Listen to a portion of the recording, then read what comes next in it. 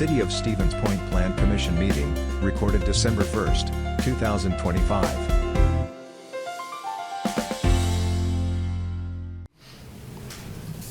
At 6 o'clock, we'll call the meeting, the City Plan Commission to order. Could we get a roll call, please? Mayor Wiesa. Here. Alderperson Kneebone. Here. Commissioner Artson. Here. Commissioner Beacom. Here. Commissioner Rice. Here. Commissioner Schuler. Here.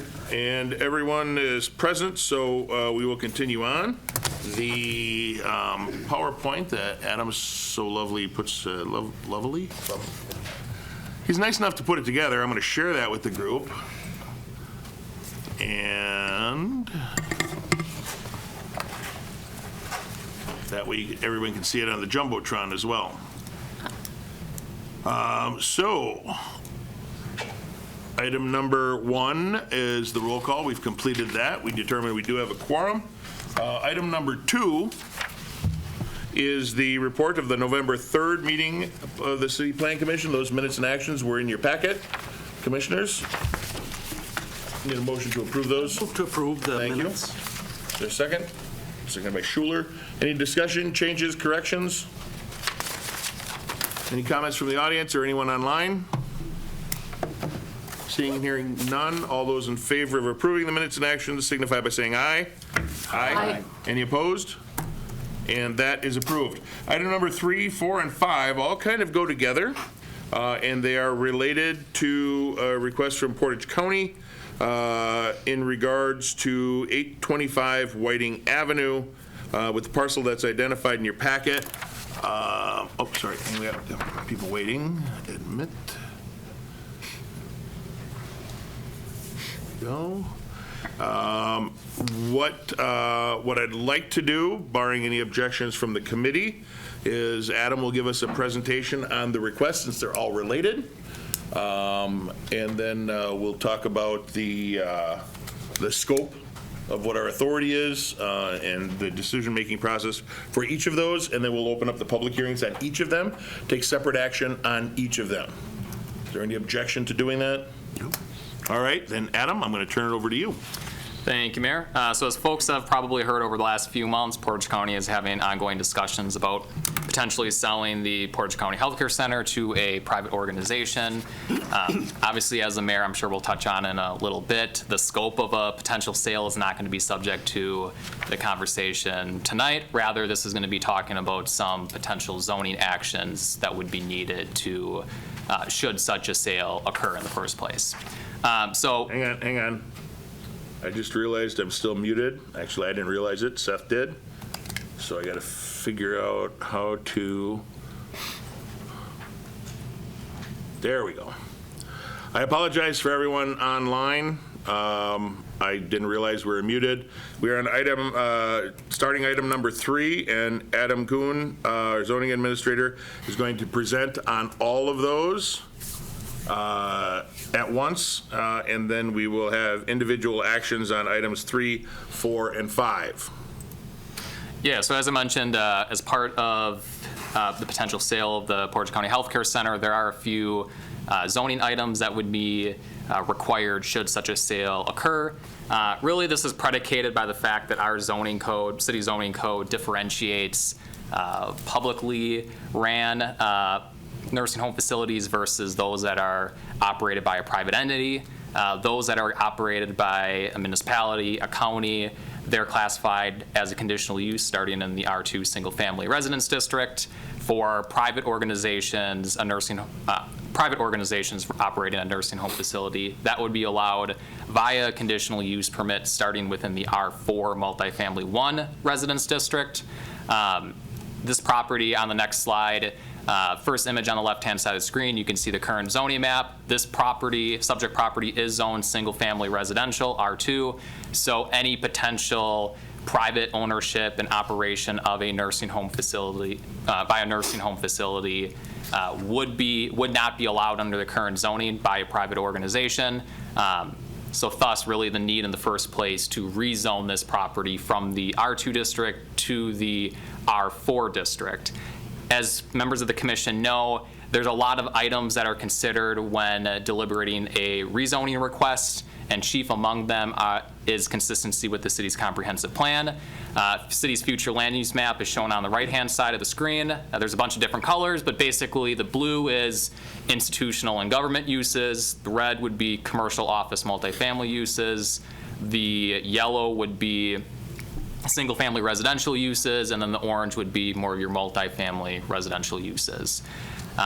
Because of this potential transfer of ownership from a public organization, i.e. Portage County, to a private organization, that is what would require this comprehensive plan amendment away from that institutional governmental designation to what's being proposed. That is the commercial office multifamily designation.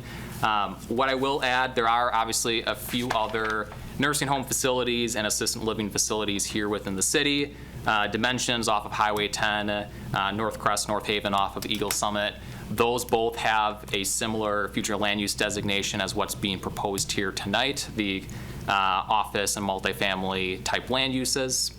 Kind of jumping towards the rezoning request, the reason the request to rezone from the R2 to the R4 district.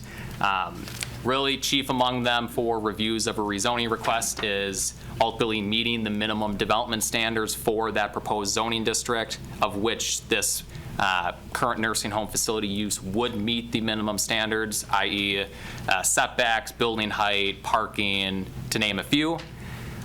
Really, as I mentioned earlier, there are other examples of assisted living and nursing home facilities here in the city. For zoning designations of those properties, what's being proposed here, the R4 district, is a lower intensity, more restrictive zoning designation than those other facilities. Dimensions off of Highway 10, that's zone B5 highway commercial. North Crest, North Haven off of Eagle Summit, that's zoned R5 multifamily 2 residential. And this is really the reason why the R4, at least in staff's opinion, is most appropriate, is given that this property is close to existing single family uses and existing commercial uses, that this R4 district serves as a better transition, serves as that buffer between those two different broad spectrums of land uses. And then lastly, the conditional use permit. Should the comprehensive plan amendment and the rezoning request be approved, this conditional use permit would authorize the use of a nursing home facility on the subject property managed by a private entity. Ultimately, there's no changes in the type of land use that's being proposed on the property. It will still be a nursing home facility. The change that's precipitating this request is the potential ownership transfer and the need for these zoning items before you. So staff's recommendation is to approve all three of them, and then as the mayor mentioned, first off the docket will be consideration of the comp plan amendment. Thank you. And before we get started, as a zoning administrator, can you offer any insight? I know that the zoning ordinances were done probably before you were born. High probability. Or close. High probability. But can you offer any insight into why the zoning classifications are the way they are in regards to public-run facilities as opposed to private-run facilities, even though the same operation is taking place? And is that common among the municipalities that you're familiar with? Is it common? No. Typically, they just list in a zoning code nursing home facilities, broadly speaking, regardless of who owns it. That specific land use is classified as permitted, conditional, or prohibited. Why it was done in the first place in our code, I mean, short answer is beats me. My guess is the perception that, whether right, wrong, or indifferent, the perception by our elected officials at the time being that a government-operated nursing home facility might help better address some of the perceived, I guess, negative characteristics that may be associated with that type of land use. Again, right, wrong, or indifferent, that would be my guess. Thank you. And if you were to do this today, rewriting our zoning code, which we are, That's right. would something like this, would you allow something like this? Would we allow it? We wouldn't allow it differentiating between private and public ownership. Thank you. Commissioners, before I open up the public hearing, and this won't preclude you from asking any questions on any of those items, I just want to know if there's any clarifying questions, because this is a very emotional issue. Commissioner Arnson. Yeah, and just trying to clarify, this future land use map is from the comprehensive plan, right? Correct. And I see that some of the titles were truncated. I was looking and did not see this commercial office multifamily category, but I think it's It there is, in so if you look at, That's the red one there. yeah, it's on page 167 of the comp plan. I don't think you have that with you, but if you want, you're more than welcome to look at mine. Right, no, that's what I was looking at, and that's where I saw that. Yes, in fact, it was So, yeah, included. yeah. So my question is, there's also office and multifamily. And so I'm wondering about the choice and the difference, really, because it's we're looking to move it to R5. Orange versus red. Okay? What's the difference between, just eliminating the commercial? I guess I'm wondering, because we're changing a land use map, and I've been chastised numerous times about changing land use maps, future land use maps. So just wondering if that's the best thing, and might going to commercial lead to some unintended consequences. If we wanted to go to R4, can we limit it to R4? And then office, I think, is a little bit more innocuous than commercial. Commercial seems to open it up to a bunch of other potential uses. So without getting too deep into it, Adam, if you could address the differences between, on the land use map, between commercial, office, and multifamily use, as opposed to the professional office, multifamily use, and why we're choosing what we're choosing. Yeah, professional offices would be more of your offices for certain types of trades, like an attorney's office, architect's office, things like that. Hydrogeologists. Yeah, whereas general office type land use is a little bit more broad than that. One thing I just want to start by saying is just the difference, as you folks know, the difference between a future land use map and a zoning classification. The future land use map is more just broadly speaking, what are the general types of general range of land uses that we want to see on a property, whereas the zoning district itself will specifically outline the types of land uses that are allowed. So the R4 district is really the first zoning district where non-residential uses start becoming allowed, and in this R4 district, it is very, very limited. Really, maybe about half dozen, maybe dozen or so non-residential land uses would be allowed there. The zoning designation is the key for what type of land uses are actually allowed on a property. Yes, but changing the future land use map will say, well, maybe we want to change the zoning to commercial. It's in accordance with the future land use map. Yeah. And do we want to parcel off, a part of that big parcel and put a commercial unit there? Is that a concern? Not a concern, because there's other standards of review for a rezoning request, and the standards of review that we do have, that would address the fact that, hey, we want to have more of a gentle transition in land use intensity between, say, a commercial and a single-family residence district, single-family residential uses. So a hypothetical rezoning request to, say, higher intensity commercial district. Even if the comp plan would allow it, there's other review standards that would make it be not appropriate, given its adjacency to single family uses. Thank you. Any other commissioners with clarifying questions before I open up the public hearing? Okay, before I open up the public hearing, I'm gonna mute that. Sorry, Supervisor Splinter, I muted you. We do not have anything open for public speaking yet. As I said, before we open up the public hearings, I want everybody to know that we understand the gravity of the entire situation. We also understand that this is a very emotional issue. But I want to kind of emphasize a little bit that this is a county request. And I really would hate to have the city put in a position to have to weigh our relationship with the county because it's the county making the request. This should be treated, commissioners, like any other request based on its merit, and each one of these items is separate because that's how our ordinances work. Right, wrong, or indifferent, if you agree with the sale or not, should not be an item for discussion tonight. That's a county issue, and that's on their shoulders. I really don't want to have the city put in the middle of this issue on what some may perceive as technicalities. We will weigh these items on their merit, just like we would any other item. The fact that it's the county making the request holds no more or less weight than anyone else. I encourage people to be respectful in their comments to everyone here and be as succinct as possible because we've got a room full of people. And, you know, if you have something new to contribute, please do so, absolutely. We're not going to stifle that at all. But if you just want to say, hey, I agree with what the speaker before me says, that's okay too.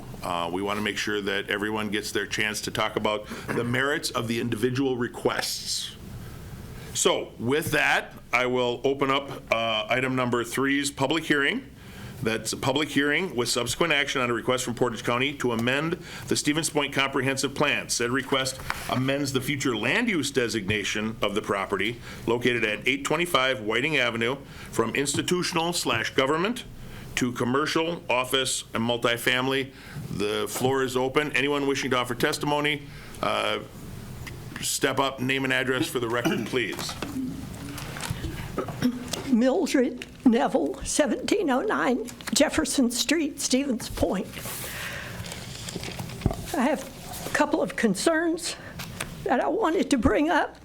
The first is regarding the notice of this public hearing. I'm assuming that what was in the Gazette is the noticing that was given, and the items that are in the Gazette are numbered 4 and 5. Item number 3 was not mentioned in the notice of a public hearing.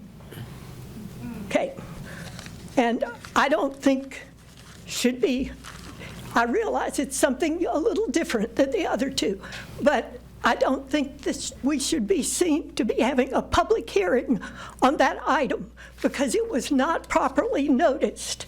In the Wisconsin Open Meetings Law, under Wisconsin statutes 19.84, the open meeting, the notice requirements, to whom and how notice must be given, there are 3 options, and this is one of the 3. So I assume if it wasn't here, it isn't covered. Mildred, if I could interrupt you, our zoning administrator can address that question. Even though normally we wouldn't do that in a public hearing. Public hearings are just for testimony, but I feel it's important enough to get your concern addressed regarding the proper public notice for this hearing. Is that all right? Well, I looked at the compliance guide. I read what they were. What you've got is item 3, and public hearing was not noticed. So you may have some reason for going to that. You don't need to answer my question. I'm not asking a question. Fair enough. Telling you. We will address that question after the public hearing is closed. The next thing I had is under about the administrative staff report. Where it says findings of fact, item number 2, the prospective buyer would be the Ensign Group, Inc., a privately managed post-acute care business. If you look at the web... Mildred, that's for the conditional use permit, which is item number 5. Right. We are on item number 3. So Okay, Each one of these, Yeah, I'm that's- sorry if I wasn't clear on that, each one will be addressed individually separate as public, they're listed on the agenda with separate public hearings for each. okay, But right now, we're only talking about the future land use designation change. okay, which is something public that was not given proper notice. It's the public hearing that wasn't properly noticed. Thank you. Thank you. Alderperson Guthrie, I would really like to address Mildred's concern regarding the proper notice. Would you be willing to allow us to do that? So typically, we get through all public statements, and then we address and continue conversation with the board. You're absolutely right. If you want to continue to do that, that's fine. I just don't want things stewing out there because other people may want to provide testimony based on the information Mildred provided without the. You are the chair. You do not need my permission to change I'm asking how as you a- run a meeting. I'm asking as a courtesy, if you're okay with that. If not, I mean, that's completely okay. I don't want to interrupt the public hearing process. But you You've do. already done a pretty good job. Go ahead. Okay, I will go ahead. Folks, my name is Jackie Guthrie. I'm the alder for District 2. I live at 2700 Peck Street. We are sitting in my district. I'm really excited that there is an opportunity for the city to comment and make a decision that relates to the county's sale of our facility. One of the criteria that I'm so excited is being weighed tonight is whether or not the change in land use might impact the public facilities or public services in our community.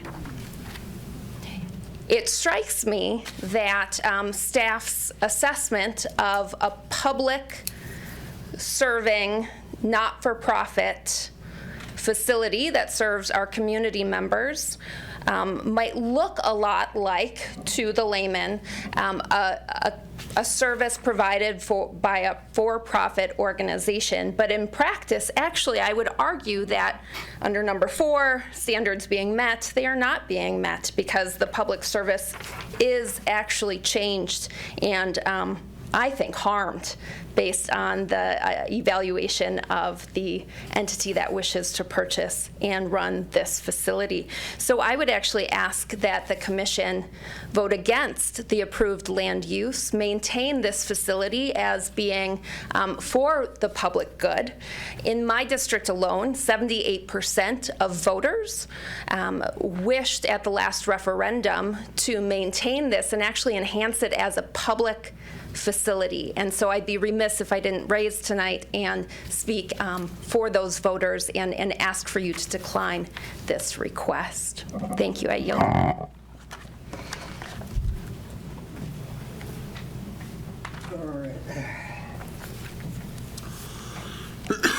Hi, I'm Bob Gifford in 517 Fieldcrest, Village of Park Ridge.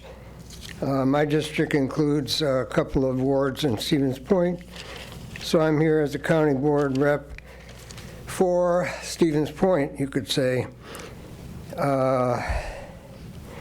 Speaking non-emotionally, I'm here to speak to the county's soon-to-be loss of this public service facility to privatization. First of all, let me say that I've looked at some of the professional studies. Here's something from American Journal of Political Science on what happens to patient care, quality of life in communities when facilities go private. So I would, and this is addressing both county and city, I would say, I would conclude there's a bit of consensus that quality declines. The abstract from the article says, institutional investors in residential real estate have become targets of political backlash against unaffordable housing. We argue that this backlash is not only about economic issues, such as rising rents, represents a fundamental rejection of financialized capitalism that turns housing from a basic need into a speculative asset. We then developed nationally representative surveys to show that citizens conceptualize housing as a social right, hold that the state, the government that is, responsible for under-provision. We demonstrate experimentally that arguments about housing financialization significantly raise support for expropriation beyond rent effects.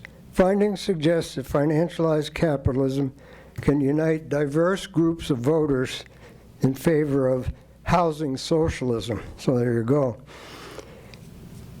Now, with reference to the larger request that Ensign is making on the community to be zoned to also develop an apartment complex on the parcel, which includes the nursing home, this looks to be part of a large nationwide economic trend that is called the financialization of housing in the economics literature. And I've been delving into that quite a bit this week, trying to get ahead or get prepared for what this meeting is about.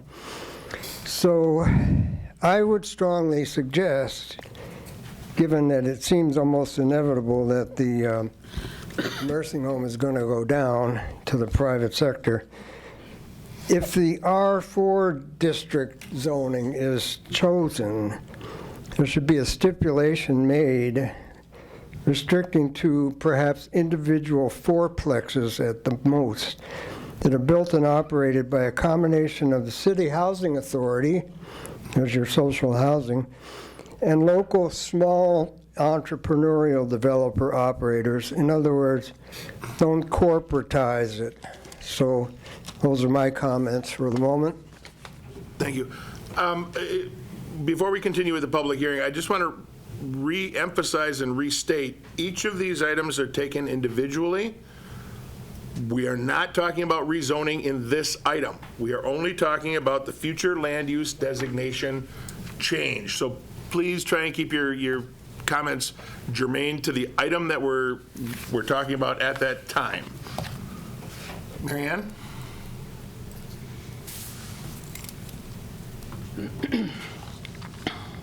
Mary Ann Leszewski, 1209 Wisconsin Street. To amend our comprehensive plan in order to facilitate the sale of our Portage County Healthcare Center does raise questions and concerns. In our packet regarding the comprehensive plan, it states the proposed land use is not proposed to change, unquote. Not proposing to change gives us a zero guarantee that on the day after the sale of the property, that commercial, office, multifamily building requests will not submit development plans that would challenge our land use intensity standards. The packet went on to even suggest that allowing commercial office multifamily designations would create more uniform land use for this block. The best use would be to leave this peaceful lot of green space as a respite as it is now, or to build modest single-family affordable homes to match the neighborhood, or as was suggested, no more than a 4-unit. A comprehensive plan has not been approved, and so we can't change the plan for this development. Thank you. Thank you. Public hearing is still open.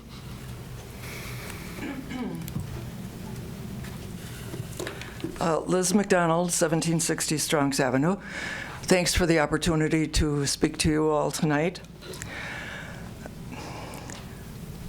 Community volunteers who serve on the Stevens Point Plan Commission have the privilege and responsibility to help shape the future of Stevens Point. The city's comprehensive plan and the zoning codes provide guidance, as does community history. I spent a fair amount of time reviewing the agenda notes, the comprehensive plan, and materials compiled by the staff. As usual, the staff did a great job. They did just what they needed to do. But I'd like to draw attention to page 181 to 183 of the Stevens Point Comprehensive Plan. And which outlines how amendments to the plan are to be done. In Section B on page 181, it states, quote, "The public should be notified of any proposed changes and allowed the opportunity to review and comment. The city should consider residents' opinions in evaluating a proposed change," unquote. On page 182, 183, under number 4, special considerations for planned amendment, Section D, it states, the amendment shall not create an adverse impact on public facilities and services. In regard to the requirement that the public should be notified, I'd say placing a notice in the Portage County Gazette meets the letter of the law, but not the spirit. The Gazette has become a regional publication with very few Stevens Point residents as subscribers. A timely notice in the Point Plover Metro Wire and the Stevens Point Journal on a subject of such local interest would have provided a better notice. And the reason you're seeing so many people here tonight, it's because of word of mouth. And that really shows that the level of interest in this issue. Also, holding a meeting or holding a public hearing on a Monday following a major holiday with little public awareness is not really in the public interest. Why has this become a rush issue for the city? This has been on the drawing boards for years. I don't see why it's such a rush. I think we really need time for public input. In reference to this requirement that an amendment not create an adverse impact on public facilities and services, an historical review is in order. The Portage County Home, later renamed the Portage County Healthcare Center, has played a significant role in providing medical care to the ill, recovering, and those no longer able to care for themselves. The discussions about the future of Portage County Healthcare Center have gone on for years. There were county-wide referendums in 2018 and in April of 2022 seeking public input. Both referendums passed with 60% approval to maintain the Portage County Healthcare Center, with the 2022 referendum supporting 20 years, it's 20 years of taxing to pay for building and operating costs. I would say that points to the public's perceived value of the publicly owned facility now occupying the area under discussion and the adverse impact modifying the comp plan would have on the services provided. To the volunteer members of the Plan Commission, you represent all of Stevens Point and should be considering the community wishes expressed both in the referendums and here tonight. The county may have ignored voters' wishes and directives, but you should not. I ask that you listen to the community and say no to amending the Stevens Point Comprehensive Plan. Thank you. Thank you.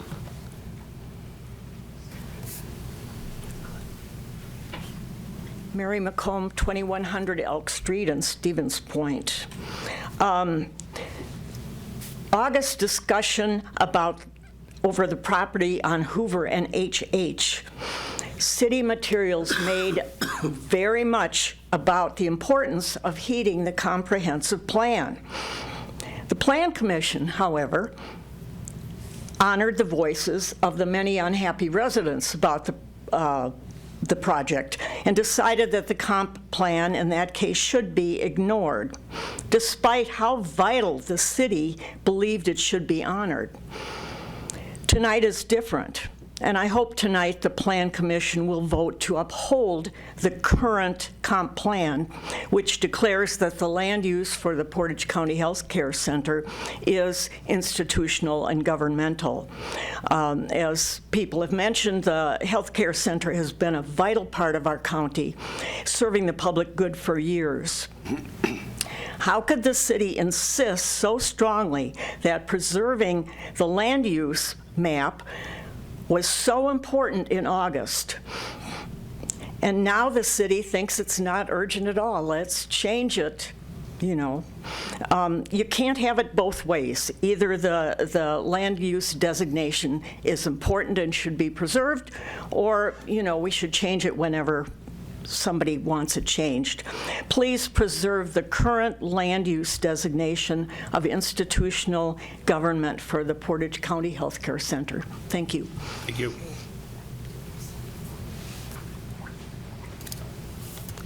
Jenny Burton, 5718 Sandpiper Drive, Stevens Point. The comprehensive plan has been in use for about 20 years. And it gives, as has been stated, gives you guys lots of great guidelines. Currently, the comprehensive plan allows for a municipal nursing home on this property, but not a privately owned one. As was, the question was raised earlier, and I prepared this before the meeting, but why did they make this provision? Why did they make this provision? My educated guess is that they wanted to serve the common good and keep services affordable and available to all who need it. Changing the management for a for-profit investment company would put folks in charge of this facility who could jack up the prices and offer fewer services because their objective is to meet the bottom line. Their stockholders would demand that. But does it meet the need of the people? People's lives depend upon this. I think that's the reason we need to have you seriously consider turning this down. This trend of privatization, as Bobby said earlier, of nursing homes across the state of Wisconsin has been going on now. Lincoln County had the same thing happen there that's starting to happen here. What is now a 5-star care facility could take a nosedive. It would signal a change from looking out for citizens who need care to lining the pockets of a few investors. Shame on us if we lose sight of that. Shame on you if you lose sight of that. We know better. We can do better. Development is fine, but is this the way we want to develop at the cost of people and the quality of life that brought my spouse and I back to this city? This is one of the reasons. Thank you for the time. Thank you.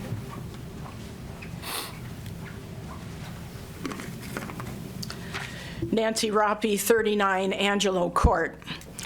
I oppose the amendment to the comprehensive plan. Page 10 of the packet, under item number 4, states, additional public infrastructure and emergency services are not needed for the nursing home facility. My comments relate to this statement. The business model of the private sector is to externalize expenses, and billion-dollar mega corporations like Ensign are masterful at doing just that. All you have to do is look at the existing facilities and those of the private sector already operating in Portage County. I have the Pulse Point app on my phone. The ambulance is called to the other skilled nursing facility, formerly known as River Pines on Sherman Avenue, practically every day, sometimes more than once a day. I asked Fire Chief Moody to send me a list of every ambulance call to that facility. In 2024, the ambulance responded a shocking 274 times. But we shouldn't be shocked, because that's how the private sector makes money. They decrease staff to the point where residents do not receive the basic minimum care, leading to a revolving door of infections and illnesses. The staff that are there are not educated or equipped to handle resident medical needs. Urinary tract infections run rampant. Residents are not monitored for symptoms of various other illnesses until the resident is at a crisis point. Then the overwhelmed staff calls the ambulance. The resident is transported to the hospital where they are treated, given the proper medication, things that should have been taken care of at the skilled nursing facility. And then they are transported back to the facility to await the next crisis. There is no rush to amend the comprehensive plan. I would ask you to postpone until you get the facts for 2025 from Chief Moody yourselves. Look at all the ambulance runs to all of the privately owned facilities. Ensign will be calling the ambulance to Whiting Avenue just like it's called to Bluebell, which they also own, Eagle Summit, and Sandpiper, and the like. Ensign is an out-of-state real estate investment trust masquerading as a healthcare provider. Ensign-owned facilities in Clintonville received serious citations. In Merrill, after only 26 days in operation, they received a statement of deficiency. A full 26 of their facilities, representing 8% of their holdings, have an abuse icon warning on the CMS website, that's the Center for Medicaid and Medicare Services, a warning not to be taken lightly. Ensign for-profit business practices will cripple an already overworked ambulance service. That, my friends, constitutes an additional need for emergency services, which does not align with the comprehensive plan. And I urge you to vote no. Thank you. Thank you. Eric? Oh, sorry. I know Eric's been standing there for a while, so Eric, I'll give you the floor. Sure.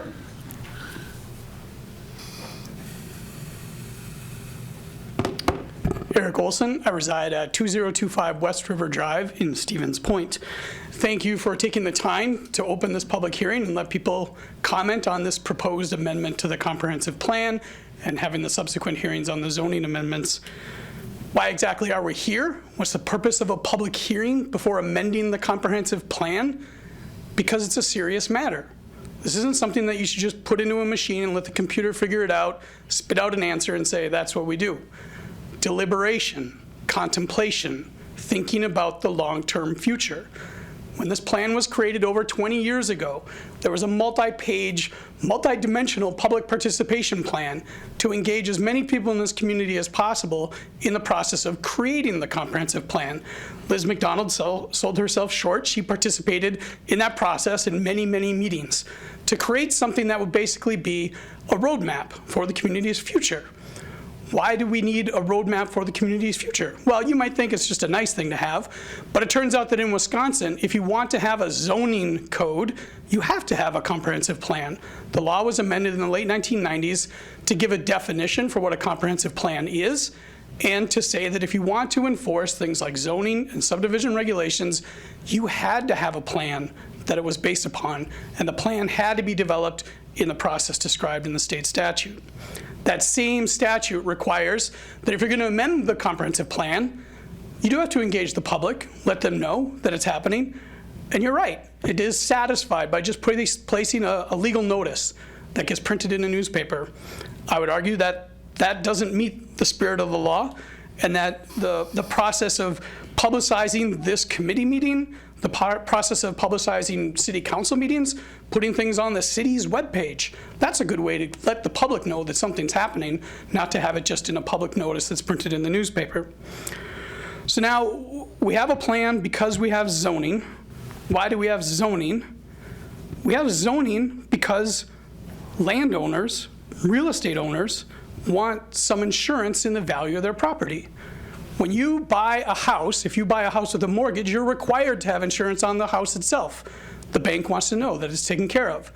But you have no insurance on the value of your land. The value of your land is not really up to you. It's a function of what's happening around you. Land values vary depending on what the neighboring land uses are. And here we have a case where someone is proposing to amend the comprehensive plan to take something out of public institutional and change it to something else with maybe who knows what happens after the initial transactions. Now, the comprehensive plan itself has those 4 criteria that both the Plan Commission and I believe the City Council need to contemplate before taking action. One of them has already been mentioned. The amendment shall not create an adverse impact on public facilities and services. Again, that's hard for us to meet the test here because we're obliterating a public service. The one above it is the amendment shall not create an adverse impact on adjacent land uses.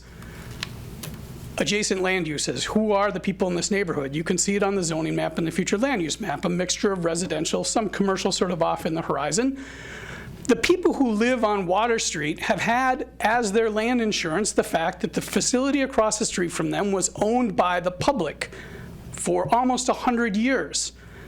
That has given them the insurance that this facility is going to be managed according to strict public standards. We will hold ourselves accountable on this facility. If the future land use is changing to something else, the community is going to lose some say in how that's managed in the future. The risk increases for all the property owners in the neighborhood.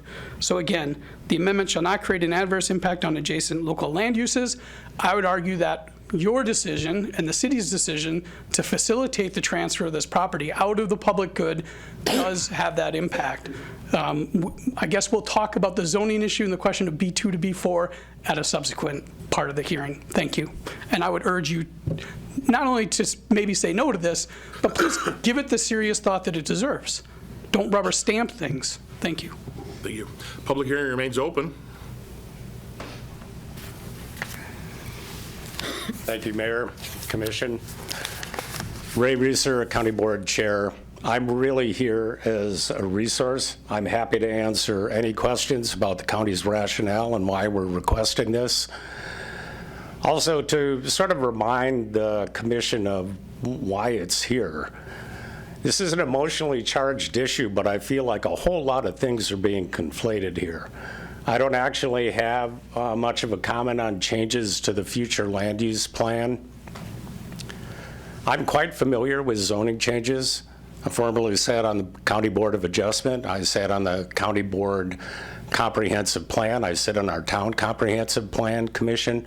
Changes are made to plans and maps all the time. They do need to be seriously deliberated.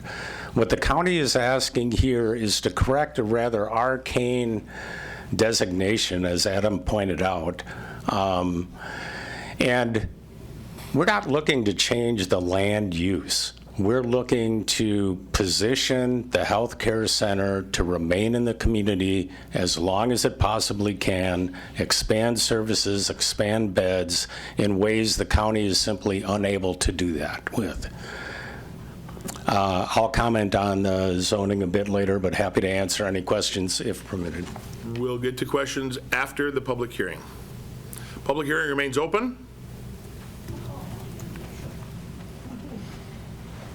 Thank you for allowing me to talk tonight. My name is Dan Stoltz, a lifetime person that was born and raised here in Stevens Point. I live at 3017 McCulloch Street. My parents built it. I basically have 3 things to kind of say about this. Yes, Mike, sometimes, it's better to have checks and balances in government, even though it may put you in a hot seat. You too.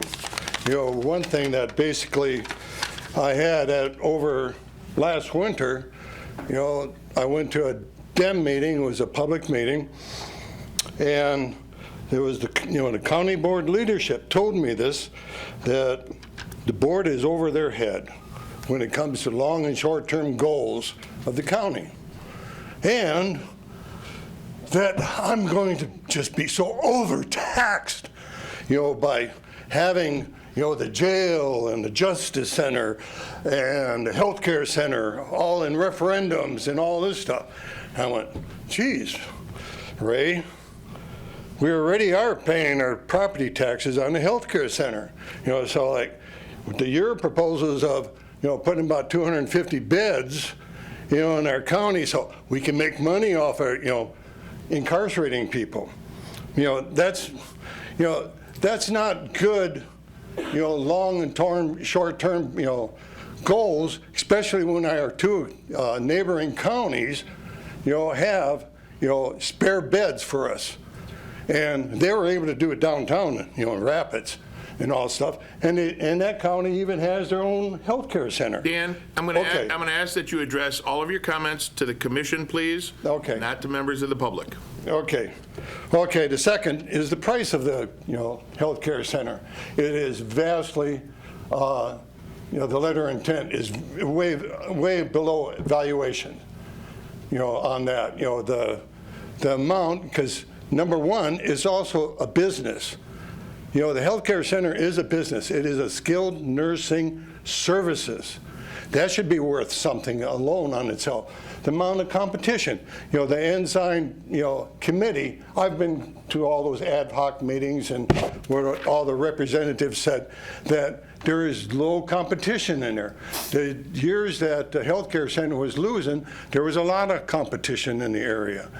So it's not, you're actually helping the county because, they don't know what they want to do in long and short-term goals because they even admitted it.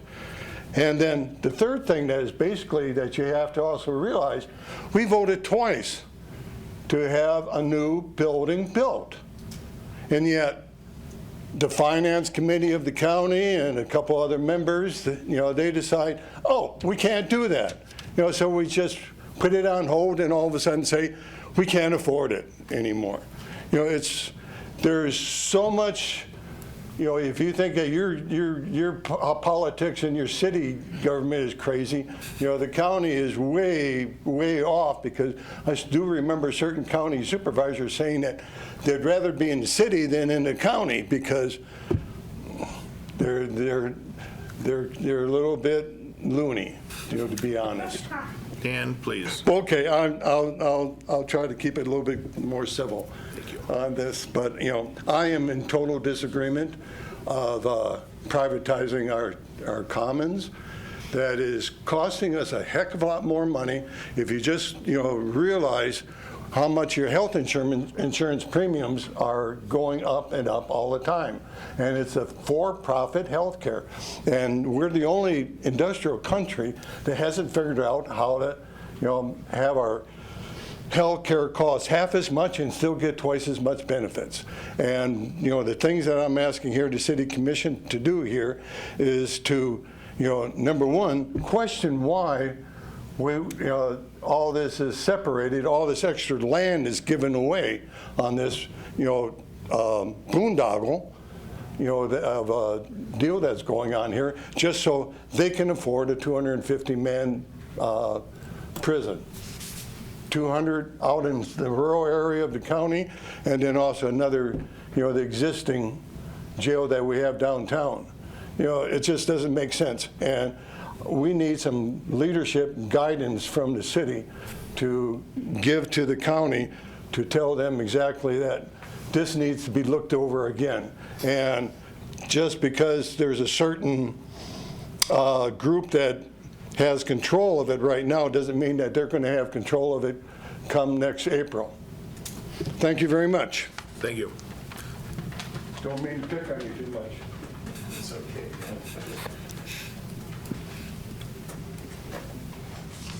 Hi, I'm Carlene Ferrante, 1324 Portage Street in Stevens Point. And I want to focus exclusively on the comprehensive plan. I just have a simple question to ask, actually, of Mr. Reeser. Thank you for inviting questions. I'm looking at the comprehensive plan, page 181. It says on the bottom, the applicant that proposes an amendment to the future land use map shall have the burden of proof to show that the proposed amendment is in the public interest and internally consistent with the remainder of the plan. We've heard a lot of testimony about problems with this proposal, and I invite Mr. Reeser or anyone else from the county to provide proof to show that this proposed amendment is in the public interest. I don't see anything. The only thing that I see in the application is that they don't intend at this time to change the use of the land. So my question is, can you offer proof? And I think we're looking for some extensive proof, because we've had extensive testimony on the other side today. Extensive proof that the proposed amendment is in the public interest. And that is what I invite the county to provide for you before you have to make this decision. Thank you for this opportunity. Thank you, Carlene.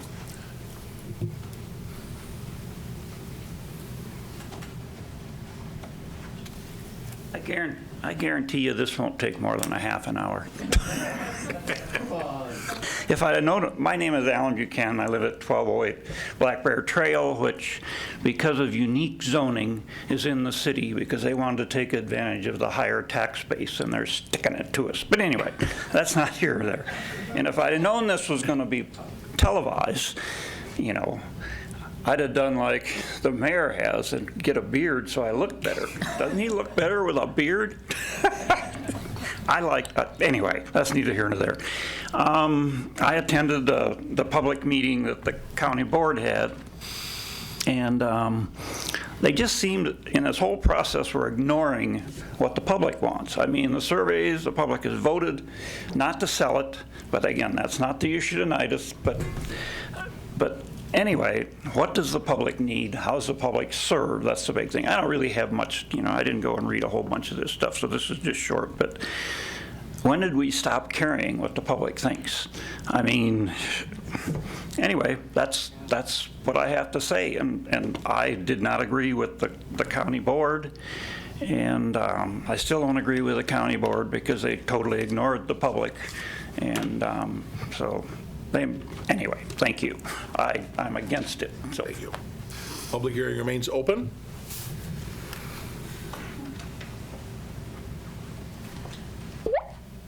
Hello, Alexander McCumber, 2633 Helen Street, Stevens Point. As has been previously stated, I oppose this on the grounds that what the plan represents fundamentally is, what do the people of Stevens Point want? And I think that the answer to that is very clear. Anyway, that I think pretty much sums it up for this one. Thanks so much. Thank you, Alex.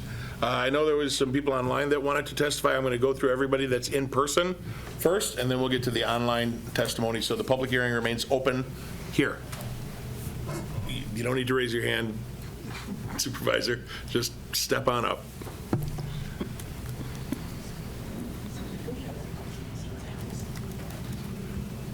I'm Dave Medine,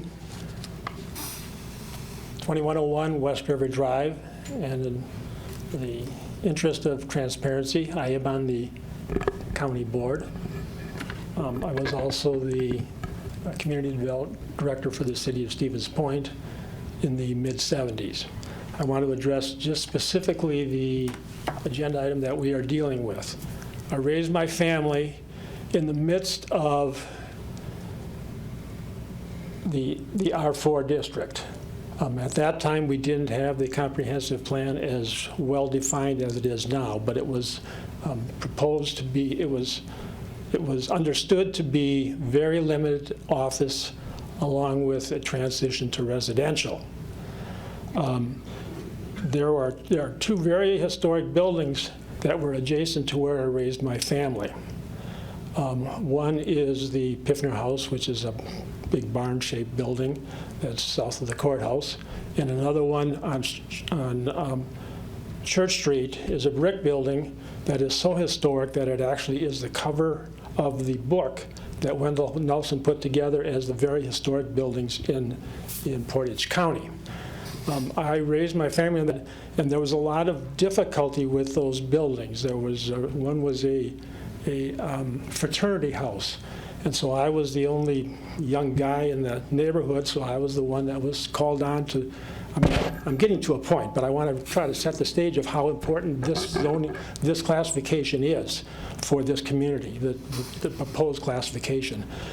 I was the one that was elected, I guess, to go talk to the young people in the fraternity house, and they left it a mess when they left. But I did talk with them quite a few times. I got just one little story with it. They were very good people, but they had short memories. They had a lot of parties in the backyard, and there was language that was very difficult for my wife and my kids to hear. So I would go over and talk with them, and they would tone it down. The next day, well, maybe 3 days later, they'd start again.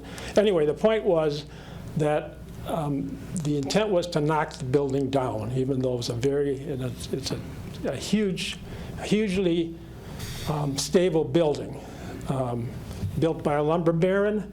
So it has more lumber than you can imagine it. They had every wall is 3 walls. They didn't have insulation, so they just built 3 walls. So they had 2 compartments to try to take care of the energy efficiency or inefficiency of that time. They wanted to knock the building down because it was such a state of affair. And I talked to the people in the neighborhood. I said, "What do we do about this?" And they said, "We don't have much choice. They're going to knock it down." I said, "Wait a minute. Maybe we can work with this." So I dealt with the city at that time, and we did have the classification that allowed us to have a joint use of that building, which would be small commercial and residential. And so we looked at the first floor would have a very, very limited counseling service or attorneys, and it's changed over time. But we put that together, and the neighbors spent a lot of money renovating that building, and there is counseling service on the first level, an excellent description of exactly what that land use classification is intended to do. And as a result of that, the neighbors came in afterwards and said, "Dave, you saved our neighborhood." And that was 2 buildings, and you can see them both, and we were able to save those buildings rather than have them knocked down, which was proposed by the buyer of the fraternity house. He happened to, just so you know, I'm not fibbing, he was the pilot at the original small airline Peoples or whatever it was, and he wanted to just knock it down and put in some other buildings. And I said, let's look at this. All I'm saying is this is a very appropriate land use classification, and the zoning ordinances provide for that very well. And I don't think we should disparage that zoning classification in any way, because it serves a purpose to save neighborhoods that have historic buildings that don't really fit in residential. It doesn't look like the buildings around it that we consider residential, and yet it fits very well. It's really an important thing to make sure that we pay attention to what the planners do have for the future of this community, so we don't limit ourselves to everything being single family. And this area, by the way, is partly zoned by the single family, but primarily surrounded by the exact use that we're looking at to the south and to the north. All right, thank you. Thank you. Public hearing remains open. Anyone left in the room attending in person wishing to provide testimony on this land use designation change? Okay, then we'll go online. Andrea? Andrea Olson, 410 Franklin Street. I am concerned about this because we were told by the mayor when we had previous concerns like the HH and Hoover location for the future land use there was set up as commercial, and the citizens that went to that meeting, and there were a lot, overwhelmingly, except for a couple citizens that own commercial property on the opposite side of the street, did not want, or they all wanted to change the future land use. And we were told as a community that doing this would be extremely difficult. And because our future land use was designated as something and not as another thing, we really have to stay with what it is. And now we're doing the opposite of that. Now we're changing our future land use for this parcel, possibly. It's also going to leave an adjacent parcel sort of not spot zone, but in the comprehensive plan, it'll be the only little institutional plot left over there. So I'm getting confused by, is this really a difficult process to do? Because it seems like it isn't. And I think if nothing else from this situation that's going on right now, we should remember that this isn't a difficult process to do. So if we're ever told again, changing a future land use is very difficult, it seems like it isn't. So I'm against this. However, I want everybody to remember how easy this actually is to do. Okay. Anyone else online wishing to provide testimony? Unmute yourself or raise your virtual hand if you're able.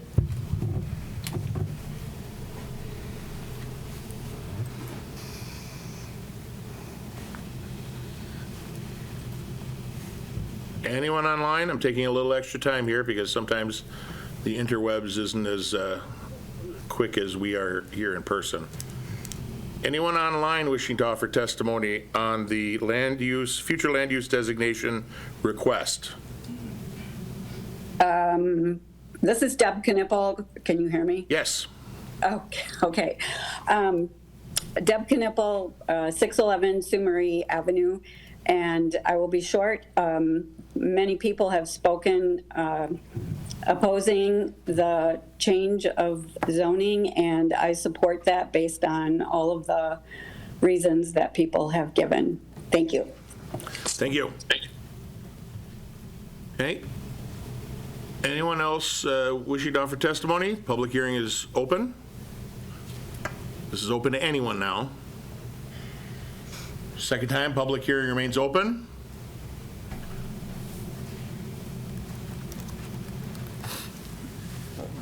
Dave Laddick, 4517 Nicolay Avenue, and I am one of the county board supervisors also, and my district is in the city.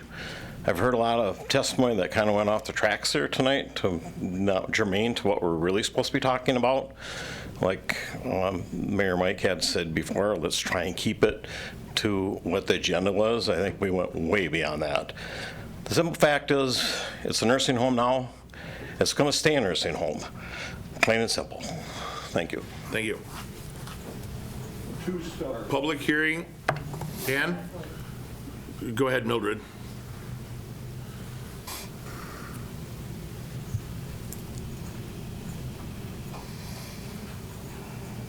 That's exactly good.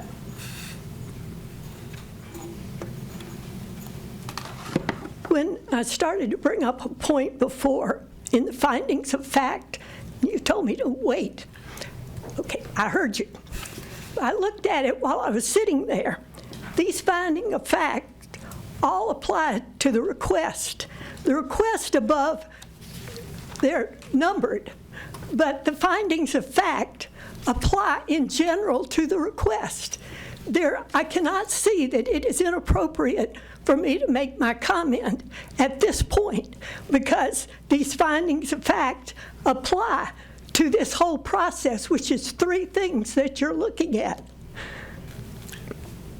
Go ahead, Mildred. Thank you. Under the findings of fact, I'd like to point out, I think one of them missed part of the fact. It's number 2. It says the prospective buyer would be the Ensign Group, Inc., a privately managed post-acute care business. Okay? If you go to the Ensign Group, Inc.'s website, what they give as their company overview is this, and this is in quotation marks.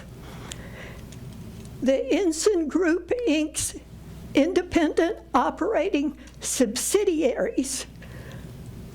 Oh, before I go any further, I would like to say, too, that Ensign Group is located in San Juan Capistrano, California. Okay.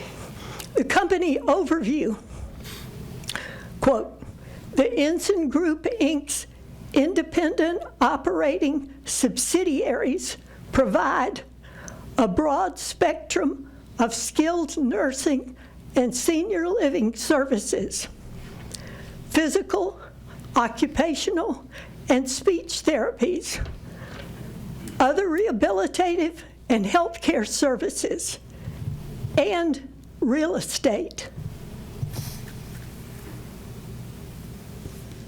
While I was looking at their website, I happened to notice that on the NASDAQ,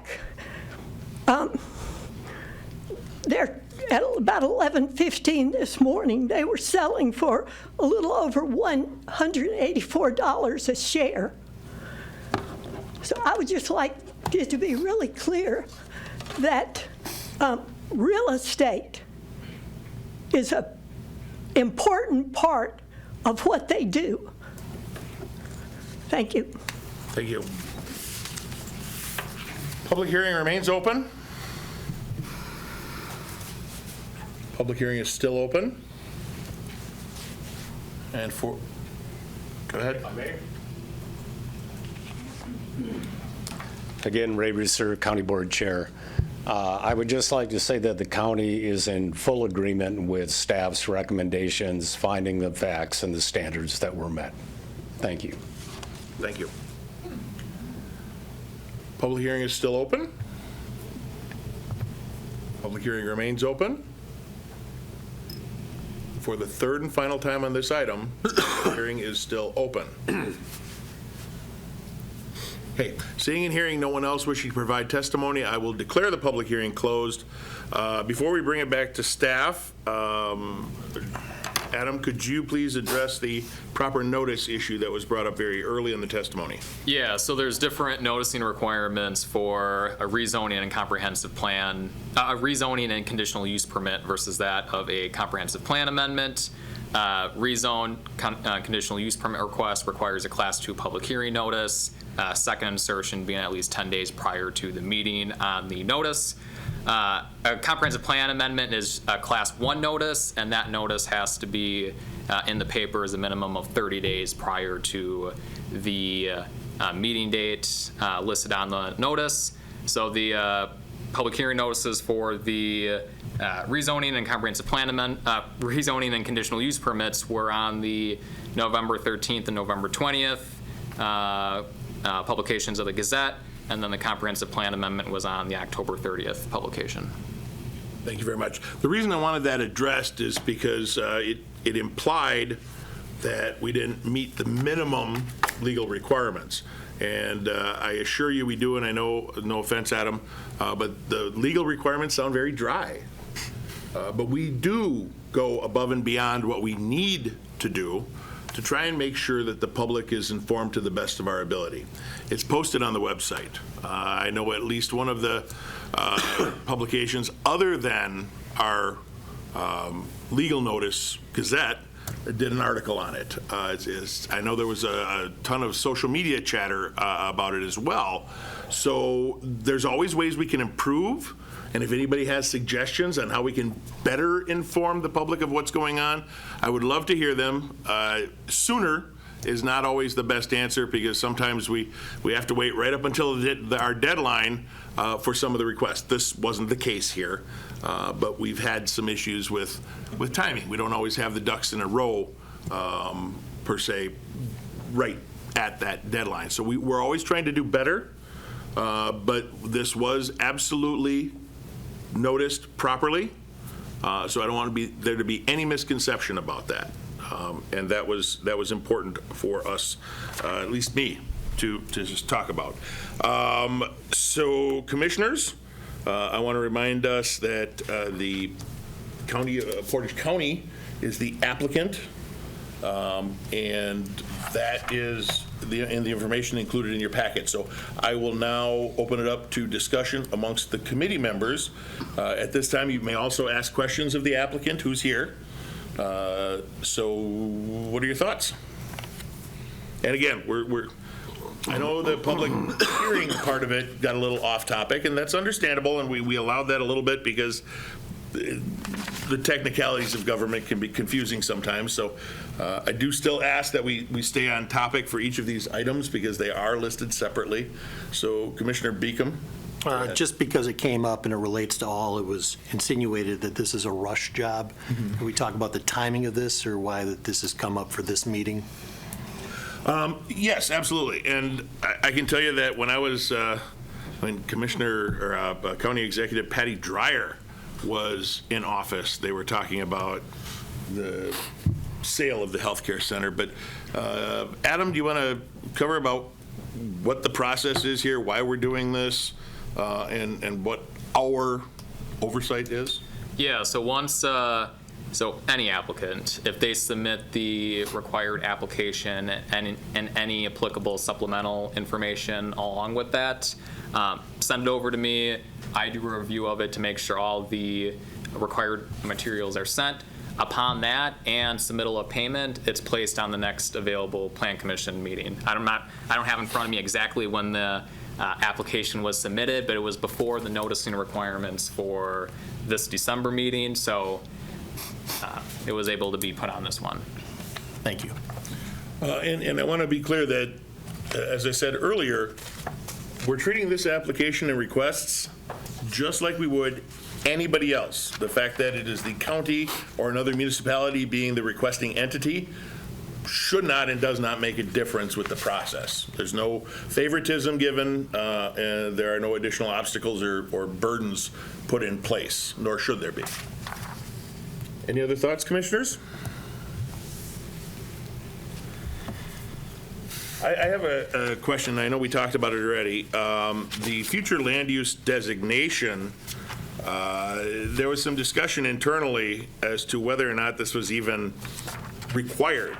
It's my understanding that the institutional/government future land use designation doesn't mean government institution. It is institutional and/or government. Aspirus St. Michael's is listed under this institutional/government designation currently. Is that not correct?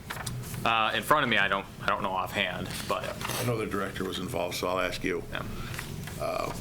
Yes, when we looked it up, that parcel appeared to be that institutional/government. Okay, and this comes from the comprehensive plan that was done in 2005, 2006, without a really good definition of why some of those properties are institutional/government and other things that you had mentioned are the commercial office multifamily use. We don't really have any background on that. Is that correct? But they exist. Facilities like that, healthcare, the hospital, for example, it exists in other zoning classifications. That just doesn't seem to be a lot of rhyme or reason to that, which is disheartening. And we're in the process of rewriting our comprehensive plan now to try and fix some of those. Commissioner Schuler. A couple things, I think. There's a lot of discussion tonight and a lot of people really speaking from your heart what you really feel. And I think that we certainly need to explain ourselves to you on how we consider this. Well, first I want to give a little history. I was one of the people involved with working with the city to do the initial plan. And for years, churches were in R2, anything you could look at, and there was a struggle. Do you really just put them in a residential district, and they never had a special land use category for it. So one of the ways to think about it 20 years ago was, okay, can we make a special district to try to put these things in? And now we've seen it does nothing but, like any good decision, lead to trouble later on down the road, right? Because now there's some confusion over why it is or why it should change. So it was just an attempt by the city and everybody doing plans at the time, because in the year 2000, the state mandated that everybody do one of these plans. And so everybody had to figure this out, how to properly do it from that point forward, and that's what led to some of the discussions. So there's no real magic or rhyme or reason to it. It was just, I think, an honest attempt to try to honestly represent what was a good land use or zoning for the property, given the uses. Which I guess brings us to this piece of property. You know, from the city's perspective, there's always a kind of a tension. You have what is perceived as the public good, and the comprehensive plan tries to go a long way with describing what the public good is that everybody agrees on, right? That's why you have the public meetings and the general policies that you have. And then you have individual property rights. And throughout time and through the court decisions that have gone on, the city or the municipalities have never had the opportunity to designate or interfere with commercial activity. If a property was zoned for something, you couldn't just say, well, you can't do that. You couldn't arbitrarily deny something. It had to be based on your plans and your policies and your regulations. And so the general nature of the relationship has been a property owner has the right to come in and ask to do what the zoning allows, or they have every right in the world to say, here is what I really would like to do, and these are the steps I would need to take. I would, since the year 2000, I would have to change the future land use designation to allow the proper zoning to be applied to the property. And so, at least as a commissioner, the way I look at that is, it's a fairly straightforward discussion. There's maybe some nuance on what it means, but we have the county who's the landowner with an established use on a property coming to the city because of the restrictive nature of the zoning that's on there now. They can't change forms of ownership and maintain the same facility, and in that respect it doesn't make sense that the city would not allow an ongoing operation to maintain operations just because it changed the type of person who owned it. And I think that's a rub right there, right? So that's a point in it's fairly straightforward at that point. Then you look at what happens if you were to apply. Thank you, Mr. Medine, for the kind of a little bit of background on the actual need and use of the R4 district. That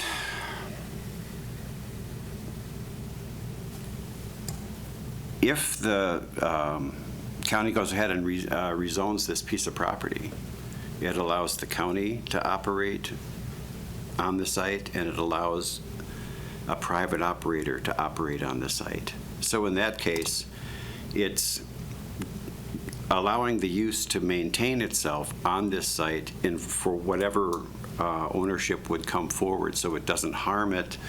It helps, should the case, the county has made a decision throughout its deliberations to say, we feel that we can no longer do this, we would like to sell it, right? The sale isn't finalized yet. This is a step that allows to sell. If the sale doesn't go through, it still allows the county to operate it as it always has. I know this is kind of a little bit rambling, but that's kind of the inner dialogue that we always have to face with these things is, do we understand and hear all of the concerns about the type of care that exists now and what is anticipated might happen in the future? Absolutely. Is that something that can enter into our decision process, given the nature of how these requests are processed and voted on? It really can't, because it's not our institution. It's simply, not simply, but in its essence, it's a decision about how land can be used, not how people are going to use it. I know that's not very satisfying, but in my mind, I understand all your concerns, but I'm also maybe a victim of working for 3 decades in this actual profession. I also see the kind of the narrow path the city has to consider the application and the actions we can actually take on it. So that's all I got for right now. Thank you. Any other commissioners?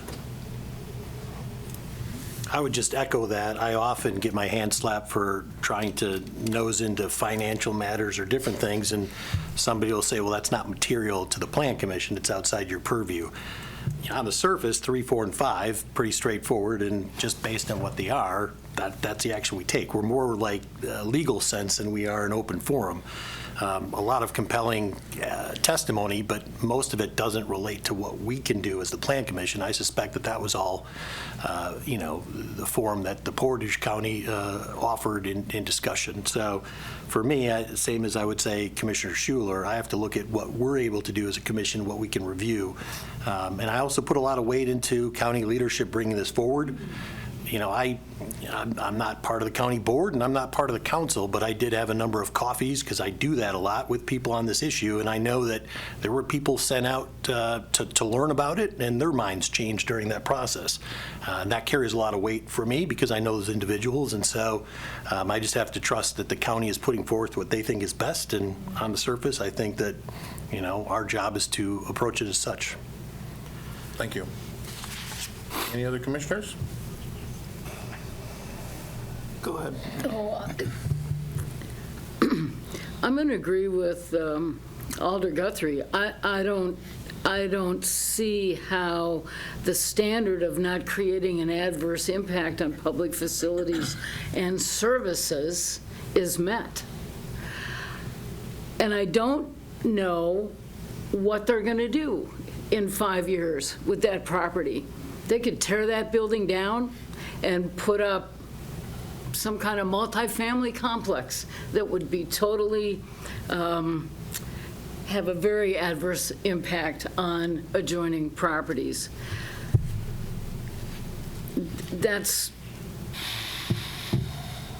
I'm a no on this, because I don't think these conditions are met. That's my opinion. Thank you. Any other commissioners for the first time? Commissioner Rice? Yeah, I again echo a few folks here. We are in kind of an unusual position in really on this item, specifically looking at future land use, right? What is being proposed, and we don't know that will be true in perpetuity, but what's being proposed is effectively, to maintain the current use. And is it our purview to determine, I guess, or is there a material difference in the function of that land use if it is a public versus private owner? I think there's maybe some argument, yes, and certainly plenty of argument that no, it's really relatively unchanged. That's certainly challenging. The point about impact on public resources is an interesting one, because it certainly is a public resource, but it is not a city government resource. It is not necessarily kind of directly under our control. Does that exclude it from our purview? I don't know. It's different if we were talking about a city park, right? And are we going to put a hotel or a car wash there? I think we have very kind of direct recourse over how that something might affect that property. This is a little different, because it is public facing, it has public value, but it is not an asset of the city for which we're generally kind of asked to look over. So this is a pretty unique situation. I guess I would have one question for city staff as it related to something the mayor kind of alluded to. Would leaving the future land use map in a kind of institutional state or designation prevent the underlying zoning from changing?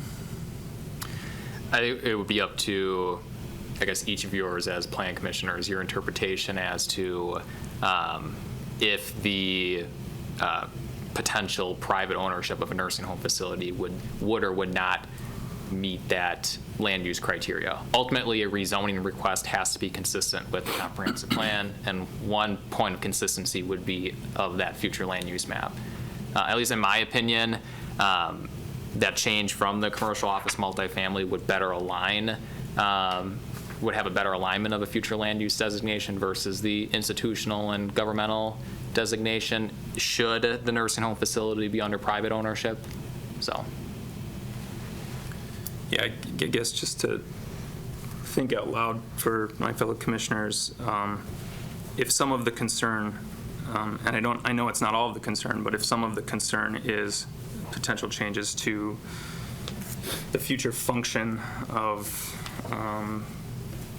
or that future land use, using the existing kind of future land use designation, but altering zoning maybe would provide some boundaries for that future land use. I think Commissioner Arnson, you kind of brought that up originally. The idea of trying to provide constraints. Yeah, if there was an opportunity to move forward without modifying the future land use, but potentially modifying the zoning as requested, would that provide both opportunities for the county to move forward, but also additional protections or insurances for the neighborhood about the future land use? And Commissioner Schuler? Correct me if I'm wrong, but it's the rezoning to R4 that actually would allow a non-municipal ownership to operate, so. By a conditional use permit. Yeah. Right. So I think based on the precedent set with the other facilities that they are, have that land use to go with that zoning, I think from my perspective, and I understand the question and I very much appreciate it, I would say that for me, the consistency with previous decisions would mean that the land use change is warranted to support the possible rezoning. But that's, again, one commissioner's thought process. Something additional to add? I know you had your hand up. I'd like to revisit kind of my first point about what we're changing it to. And it got brought up on that previous one, the Hoover and HH. We voted against changing it to one of the options of a future land use, but that was because the change that was requested, in my view, allowed a land use that was incompatible for that situation. We could have changed it to multifamily and that would have been consistent. We could have changed it to some limited business district, but the request was to change it to something where you could stick a hazardous substance up gradient of a municipal well field. And that's what we shot down, not that we didn't agree that, yes, it's going to change land use sometime and the future says it's commercial is good, but just because it's commercial doesn't mean it needs to be a gas station or a dry cleaner or some other source. So that was a little bit different, but it kind of ties in with this, the potential unintended consequences of changing this to commercial, office, multifamily. Yes, the zoning change would go to R4, which would provide some of those limitations, but once you have your future land use changed, If somebody wants to use it, if they want to do a rezone, a conditional use, it's tough to deny. It's this land use map, future land use map, that seems to be a key in controlling those unintended consequences. So I guess I'd be agreeable to changing it either to straight up multifamily, or what did you say it was, Mayor? Office, multifamily. Commercial, office, multifamily. Right, no, but there's another one that's just office multifamily. Oh, no, Orange-striped it one. was slightly different. Hang on. It was professional offices. You see, that seems to have. It was, that's extraterritorial, sorry. That seemed to have greater limitations. Professional office, multifamily. Right. So now that seems to me to be potentially less onerous than the commercial office multifamily. Is that true, or is that just my kind of lack of understanding? Before we let Adam chime in on this, I'd like to submit that the future land use map is not as restrictive as I think some people think it is. This will not tell you whether you can or cannot have a specific zoning classification within whatever parcel that happens to be. That's the zoning ordinance. The future land use map is really a guideline of what we want to see in what areas of town. I'll give you an example. The downtown district, as outlined in the map, has houses in it. That doesn't mean that they will always be houses. That doesn't mean we automatically will convert it to a commercial use or a downtown business use should the opportunity come up. This is more, and that's why I said, we talked about this today, would this change need to even occur? Because we do have healthcare facilities currently that are listed in the institutional/government zone on our future land use map. Aspira St. Michael being the biggest one. It is a healthcare facility, and it's a private healthcare facility. I think the zoning classification is something that is much more significant, telling you what can go in there and what would require conditional use, and then by exclusion, what would be prohibited in those uses. But to speak with Commissioner Rice, I don't agree as much with Commissioner Schuler that it's required. I think it's probably appropriate because we have a majority of the nursing home type facilities in that designation, but is it exclusive because of that? I don't have the same level of confidence there. So does it matter if it's changed to professional office or multifamily? I don't think it's as appropriate because we don't have examples of those healthcare facilities in that zone or future land use designation. I would defer to staff as to what is most appropriate, but is that a be-all, end-all? I don't have that same level of confidence, if that makes sense. And then I'll turn it over to our zoning administrator for your opinion. Yeah, I mean, really I'm going to echo similar sentiment as what Commissioner Schuler mentioned. The other examples of nursing home facilities and assisted living facilities have similar future land use designation as what's being proposed. Is it, this is a type of land use that has maybe some degree of fluidity in terms of what peg, so to speak, does it fit in terms of the different future land use criteria. Ultimately, my opinion is that given the other examples of this exact same type of land use here in the city, trying to promote consistency in future land use designations across the city is overall what I'm trying to achieve with my recommendation.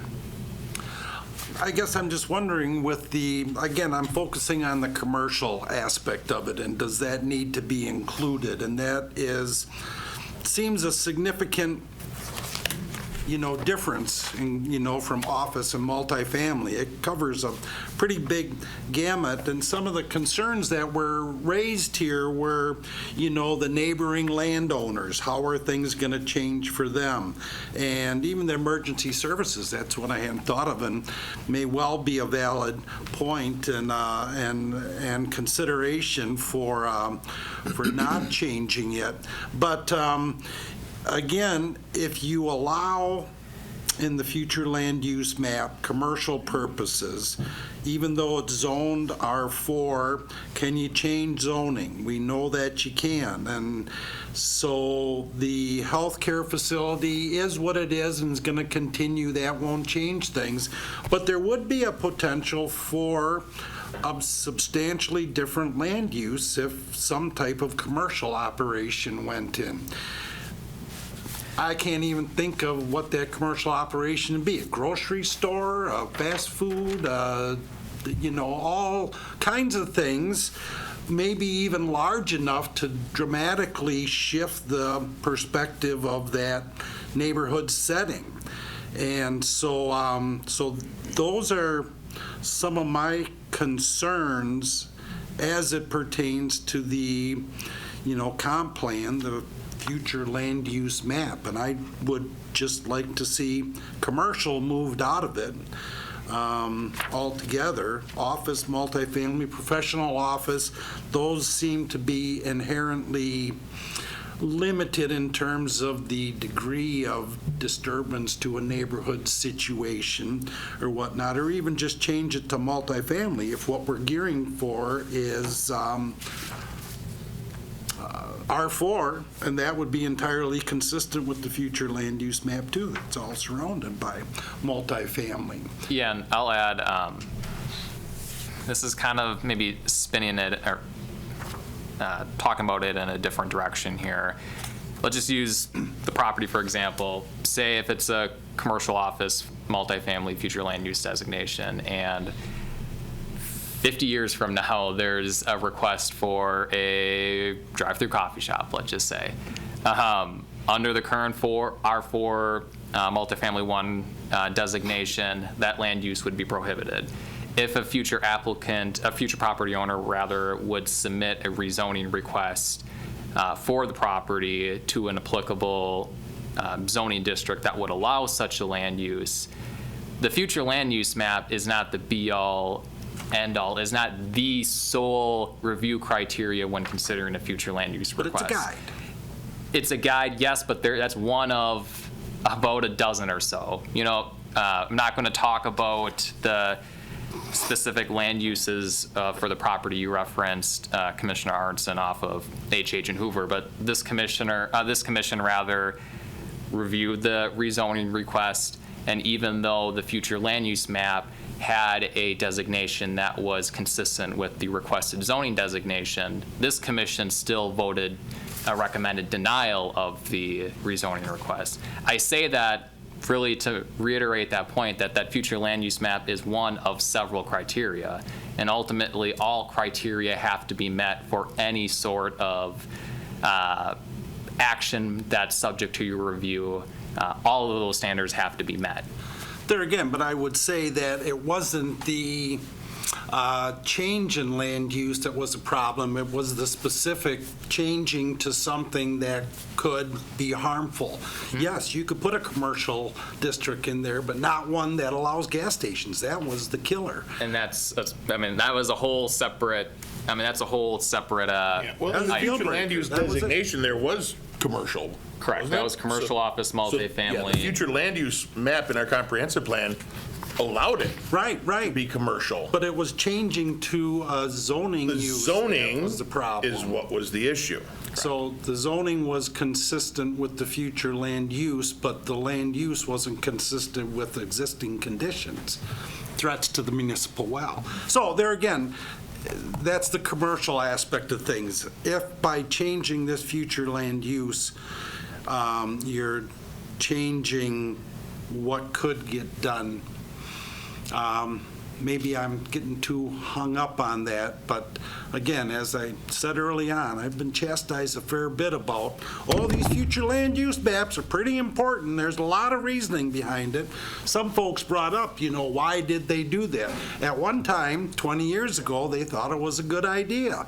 And if we had people here to tell us that, so why do we go discarding those good ideas at the time just because we've forgotten them?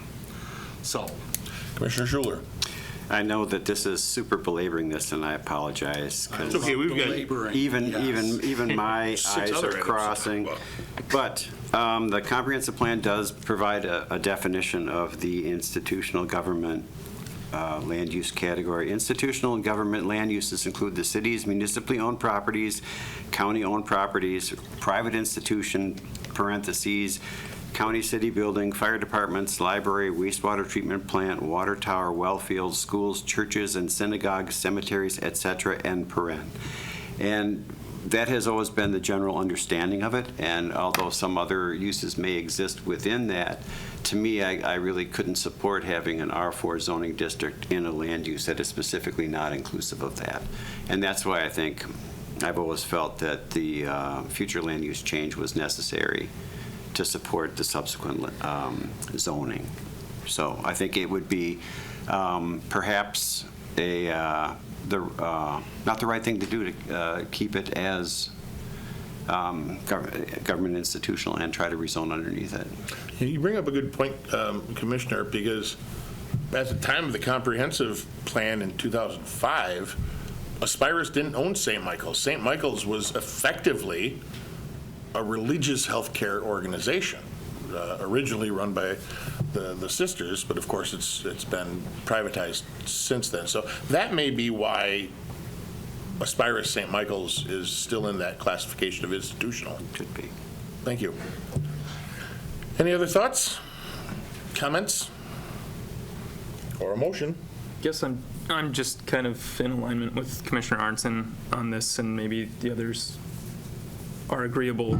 I guess if to move off of institutional and government for the future land use, but to try to still provide some constraints on that if there's another appropriate future land use that could still be appropriate aligned with the requested zoning change. The office, what was the nomenclature? Professional office / multifamily. Or the strict multifamily future land use designation. No, multifamily has in parentheses 3+ units. So one thing that came up at that previous one was there was a zoning change request. We had problems with what they were changing it to, but we couldn't change it. All we could do was act on what that specific zoning change was. We couldn't say, well, no, do this one a little bit different, right? Yeah, and I think that's what you're getting at, Commissioner. We have the authority to act on requests. Right. We don't have the authority to modify the request of the applicant. Sure. Only the applicant can do that. Right. So I would submit that this one may be slightly different because I assume that the applicant chose this commercial office multifamily at the recommendation of the city. Correct. So in that regard, it's a little bit different. But I think, we have the applicant here. So if there was something Does that the applicant request the change? Yeah, they do, the future land use map, not just the zoning, it's the applicant. Right, the county is the applicant on item number 3, item number 4, and item number 5, not the intended purchaser. It is Portage County that is the applicant, similar to when the city of Stevens Point is the applicant in some requests for changes. Commissioner Schuler. I make a motion to approve the future land use change as proposed. And as an aside, I'm not sure I agree with the interpretation on the whole not changing a thing, but that's a discussion for a different day. Thank you. Seconded by Beacom. Discussion on the motion.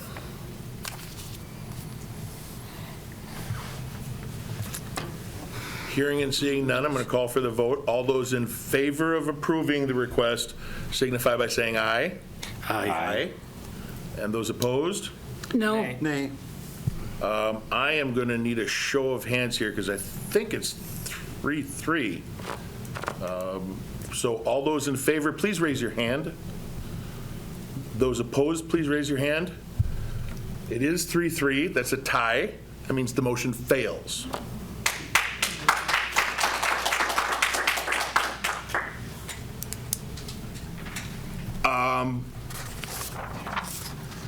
That will have to go to council with a failed motion. And we're in a bit of an awkward situation. As most of you probably don't know, normally we have 7 commissioners. We had a recent resignation. We're filling that position hopefully tomorrow with council's approval. But as of tonight, we have 6. And with a tie vote, the motion fails, so it will be forwarded to council 16th? 15th. 15th. So it will go to council on the 15th at 7 p.m. in this room as a failed motion. Council has the ability to change that if they desire. So that's it, and we're going to move on to item number 4. Can we vote on 4?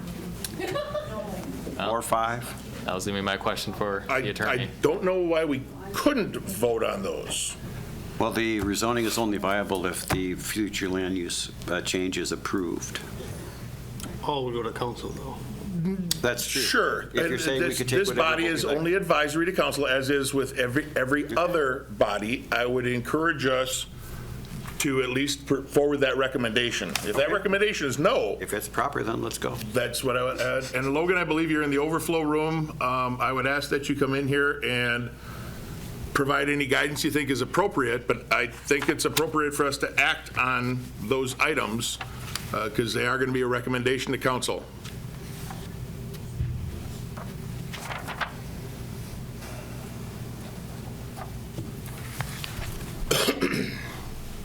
Yes, there's nothing that would preclude this body from taking up the next 2 items. As somebody mentioned briefly, I heard someone say that it's because this is an advisory body to the council.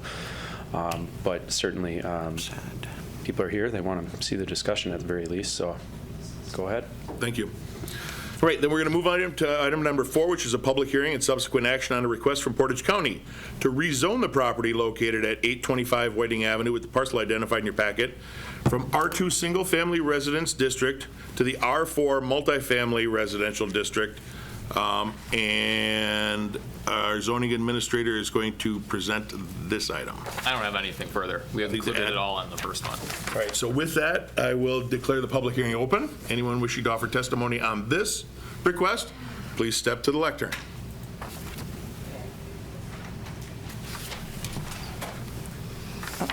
Liz McDonald, 1760 Strongs Avenue. I just have a sentence or 2 that I had to omit from my earlier comments. But, and a couple of the commissioners had addressed this to some extent. But the zoning to accommodate this request impacts a much larger footprint than the one that is occupied by the center itself. Your recommendation to council will impact more than just the sale. It will also impact the future of the acreage that it sits on. So I hope if this continues down the path it appears that it may, that you do address zoning for that entire parcel, not just the footprint for the Portage County Healthcare Center. Thank you. Thank you. Eric? You stood up, so I assumed you wanted to speak. I'll let other people chime in. Eric Olson, 2025 West River Drive. This is addressing now the zoning question, and staff brought up the point that it's not exactly clear why the distinction was made, why a public nursing home in the R2, and then to get to a private nursing home move all the way down to the R4. The use that we're considering looking at has been in place for, I think, close to 100 years. Anyone? And so it predates actually the zoning code. The first zoning code was in 1936. Subsequent amendments to the zoning code probably had to contemplate, what do we do with this thing? Here is this use, this public use, been in place for a long time. We got residential around it. It's all going to be in the R2, so let's just write in that the R2 will allow, as a conditional use, a publicly owned nursing home. Why distinguish? Well, again, before you all, you actually could make another decision. You could flip it around. Say, why not just let private, erase the word public, erase the word municipal, I think is the word in the code. You could just say nursing homes allowed as a conditional use in the R2. Could do that. That affects a whole big part of the city, right? Lots of the city is in R2. So you're now introducing a new possibility. So think about that carefully.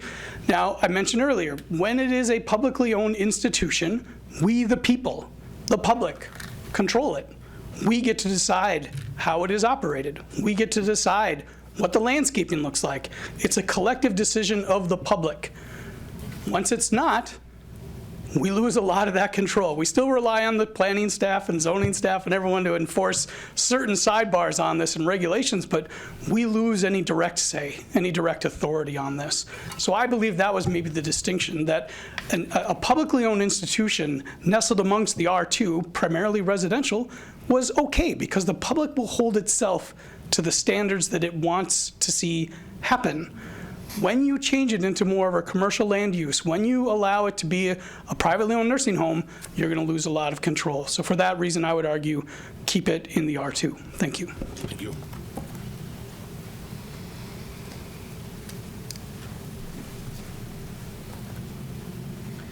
Nancy Rappi, 39 Angelo Court.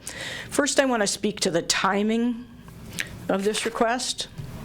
It's my belief that the county is playing a game of beat the clock. There are 2 outstanding FOIA requests that have been waiting for weeks. One is a release of documents from an outside accountant who would give us the information about the value of the business.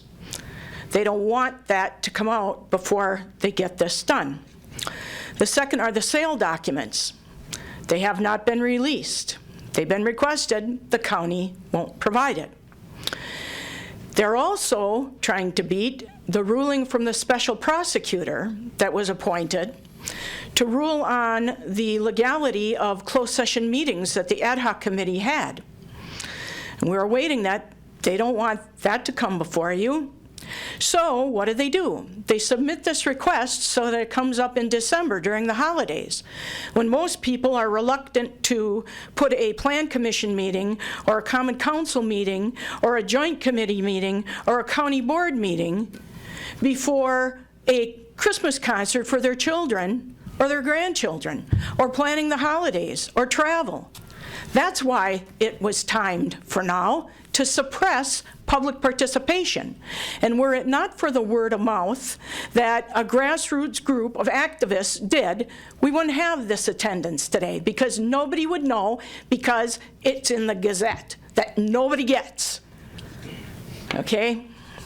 Moving on to the zoning. I oppose this rezoning change. As I said earlier, Ensign is a real estate investment trust masquerading as a healthcare provider. They make money off of real estate investments. There's a substantial portion of raw land included with this proposed sale. Anyone who thinks Ensign will leave that raw land undeveloped is fooling themselves. With an R4 designation, they're free to develop that land, or if it is deemed more profitable, they'll sell it off to others who will. The door is wide open to a variety of commercial enterprises situated right next to what is now a serene urban forest surrounding a healthcare facility. So how about a drug rehab if they decide to put one in? Or how about a psychiatric facility if that's profitable to them? We've been told this land is worthless swampland, but we all know that Century sits on a site that was once thought to be worthless swampland. I picked blueberries there myself as a kid. I communicated with Dan Milkey. I'm sure you all know who I'm talking about. Someone who worked as a professional assessor, and he opined that this raw land is anything but worthless swampland. So it stands to reason that despite Ensign's promises and protestations, that land will be put to other uses to turn a profit. This is not what the taxpayers voted for. City alders should respect and uphold the referendum results, even if the county chooses to disrespect their constituents. Again, I urge you to vote no. Public hearing remains open. Thank you again, Commission. Let me restate what the county is asking for here. The county came to your zoning office to ask you what is the most appropriate approach here. Portage County is looking at the potential of selling a healthcare center. It is not looking to give away land. It's not looking to knock down the price and make some kind of sweetheart deal. Portage County is looking after the best interests of a healthcare center with expanded beds and expanded services. One of the major assets of that site is the land as Mary Ann described. Part of it is delineated wetland, I'm quite sure, which means it is unbuildable, but it is an incredible asset for a healthcare center or a nursing home. And I think the county really thinks the best and highest use of that parcel is in connection to a healthcare center. That's why that land is being, that's why the property was split and that land is remaining with the healthcare center. We want to ensure that whoever owns or operates a healthcare center, they have the ability to expand to meet the needs of Portage County, and they also have the ability to use a truly beautiful piece of property in the city of Stevens Point for uses associated with that healthcare center. Thank you.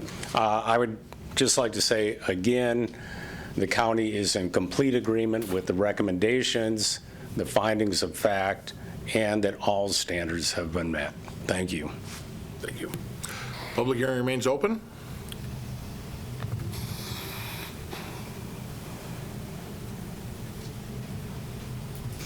Mary Ann Leszewski.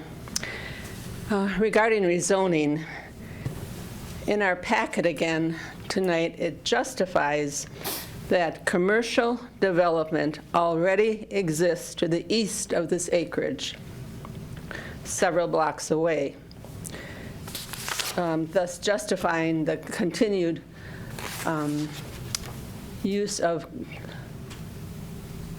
commercial property in this area. The commercial businesses that they are referring to east of this area are Antique Up, Hardee's, Quick Trip, and the strip stores housing the Dollar General and Save-A-Lot. This is an entirely different, separate neighborhood from the county home neighborhood, and is not across the street. Even a quiet legal office or apartments would need to pave over a fair amount of space for parking for customers and tenants. My good friend David Medine has his property of the Piffner House on Strongs Avenue that he referenced as an example, but fortunately, his house is, although it is used and designed for offices and apartments, it does give the curb appearance of a simple single-family house with garages. 3 blocks to the east would be an aesthetic, comfortable fit at the Water Street Whiting intersection. This area is single-family homes with landscaping and lawns belonging to the county home that provide the residents a quiet recreational area and a peaceful respite setting for the neighborhood. This area is a natural setting for single-family homes, not for payday loan businesses or Pete's Auto Body Parts. That would be jarring to this neighborhood. Injecting commercial, office, multifamily on the county home lot does appear to be spot zoning. And destroying this quiet location of modest, affordable housing both on the north and east side of the county home would create a commercial development that would depreciate these properties and these older homes. For lack of an apparent plan, rezoning should not be granted. Thank you. Thank you. Public hearing is still open.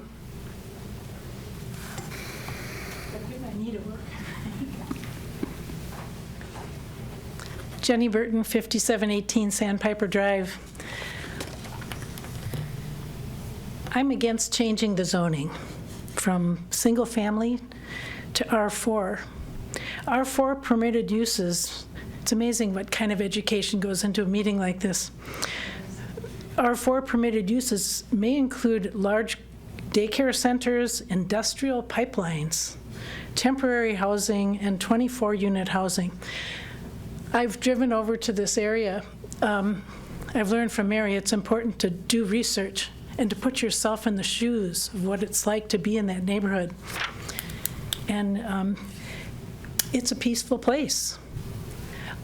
I think you all understand about zoning for the greater good, for whatever that neighborhood will provide for the whole neighborhood. I think this is a perfect spot to keep it exactly the way it is. There are other neighborhoods that could take on some of the R4 opportunities for other groups, but I stand with the current situation. Thank you. Public hearing remains open.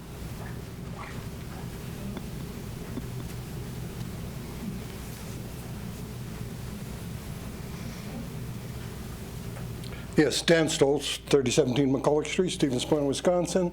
There's just one thing I'd like to be able to add to this. At one of the ad hoc meetings, there was a question asked by the county chairman about what will they do about building a new healthcare center. And the reply that was given to that question was, Ensign is in the business of making a profit. Now, this can be taken any direction that you want, but when we're talking about the rezoning and what Ensign's going to do, the only thing we have to remember is what the Ensign rep said. They are in the business to make a profit. Thank you. Thank you.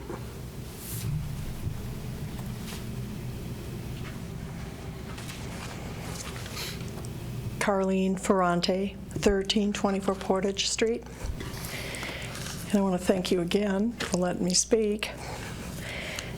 The reason I became interested in the healthcare center was that in 2017 I had a real terrible injury.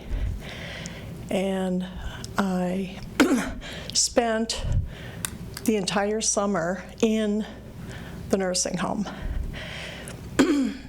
I was in the room, I don't think it's used anymore, on the very far right when you're driving past.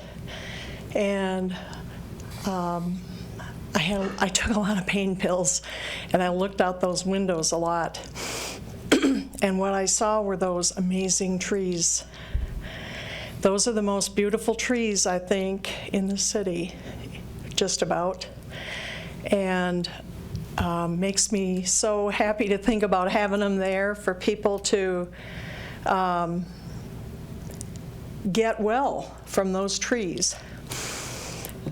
But when I think about Ensign, if I were the manager of that operation, I'd be very concerned not about those trees, but I'd be thinking about who is Ensign. And I've looked them up. They're bragging an awful lot about the millions and millions and millions of dollars that they are bringing in to their stockholders every year. And they're making more by buying up nursing homes, especially in Wisconsin, at a bargain basement price. $2.7 million is a bargain basement price. It's a real tempting offer. If I were in charge, I would be looking at, well, let the trees go. I'm going to fill that land. I'm going to take down those trees, and I'm going to start building whatever I can. Now, I am not going to be building religious and charitable institutions, private clubs, lodges, fraternities, funeral homes. I'm not going to be pipelines. I'm not doing that. But what I would do is I would once it's filled, I would build as many duplexes or other multiple family housing units as I could fit on that property. And I would be allowed to do it. Now, I am not suggesting that this is the plan of the county or of Ensign at this time, but we know that whatever their intention is can change over time, over one day. And furthermore, they could sell it.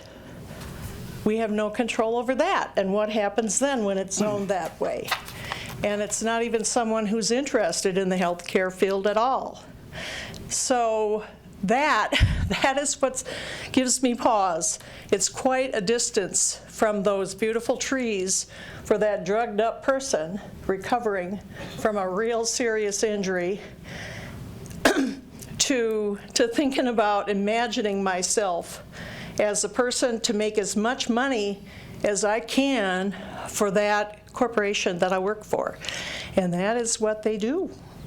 And it just happens to be in the field of healthcare. But that is what they do. And so I want to hold on to those trees if we can. And maybe that's a silly thought, but I do appreciate the opportunity to speak. Thank you. Thank you. Public hearing remains open. Anyone in person? Alex Montgomery, 2633 Helen Street, Stevens Point. I oppose rezoning it. It's wonderful as it is. I don't think anything needs to be changed. I like it. That's all. Thank you, Alex. Public hearing remains open. Anyone else in person wishing to speak? Seeing none, I'll move to those attendees online. If there is someone online wishing to provide testimony on this request, you can raise your virtual hand, unmute yourself, or otherwise indicate that you wish to speak. Anyone online? Andrea? Yes. Okay, Andrea Olson, 410 Franklin Street.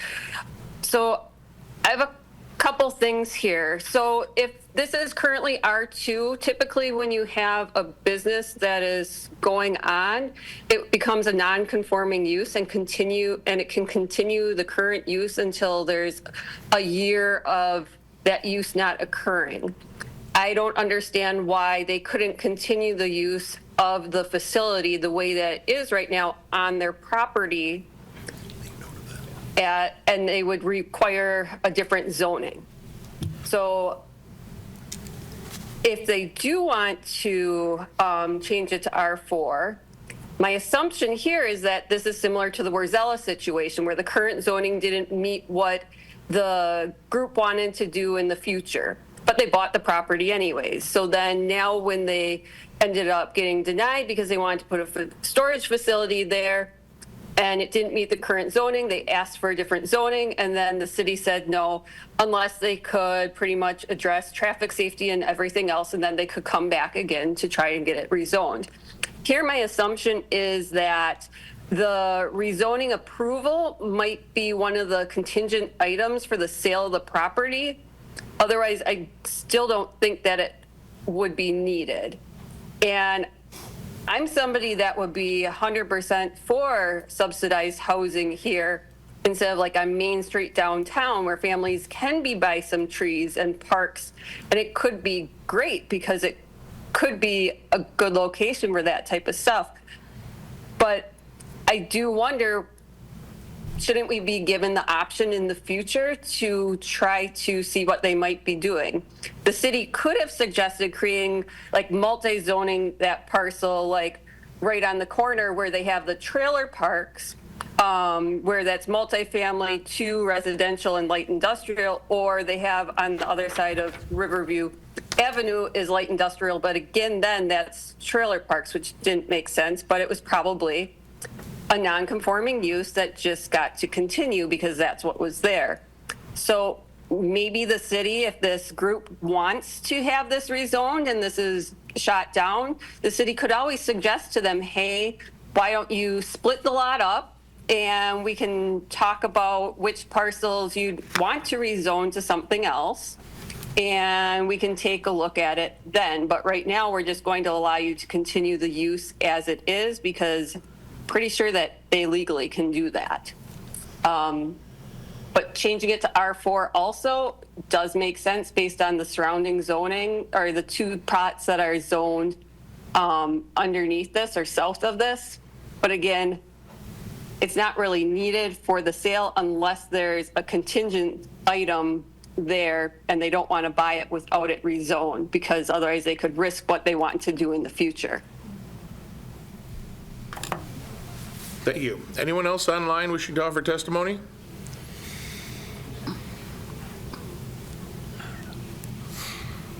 Okay, we'll go through the legal notifications.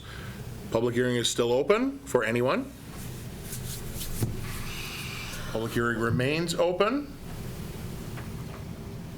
And for the third and final time, the public hearing is open.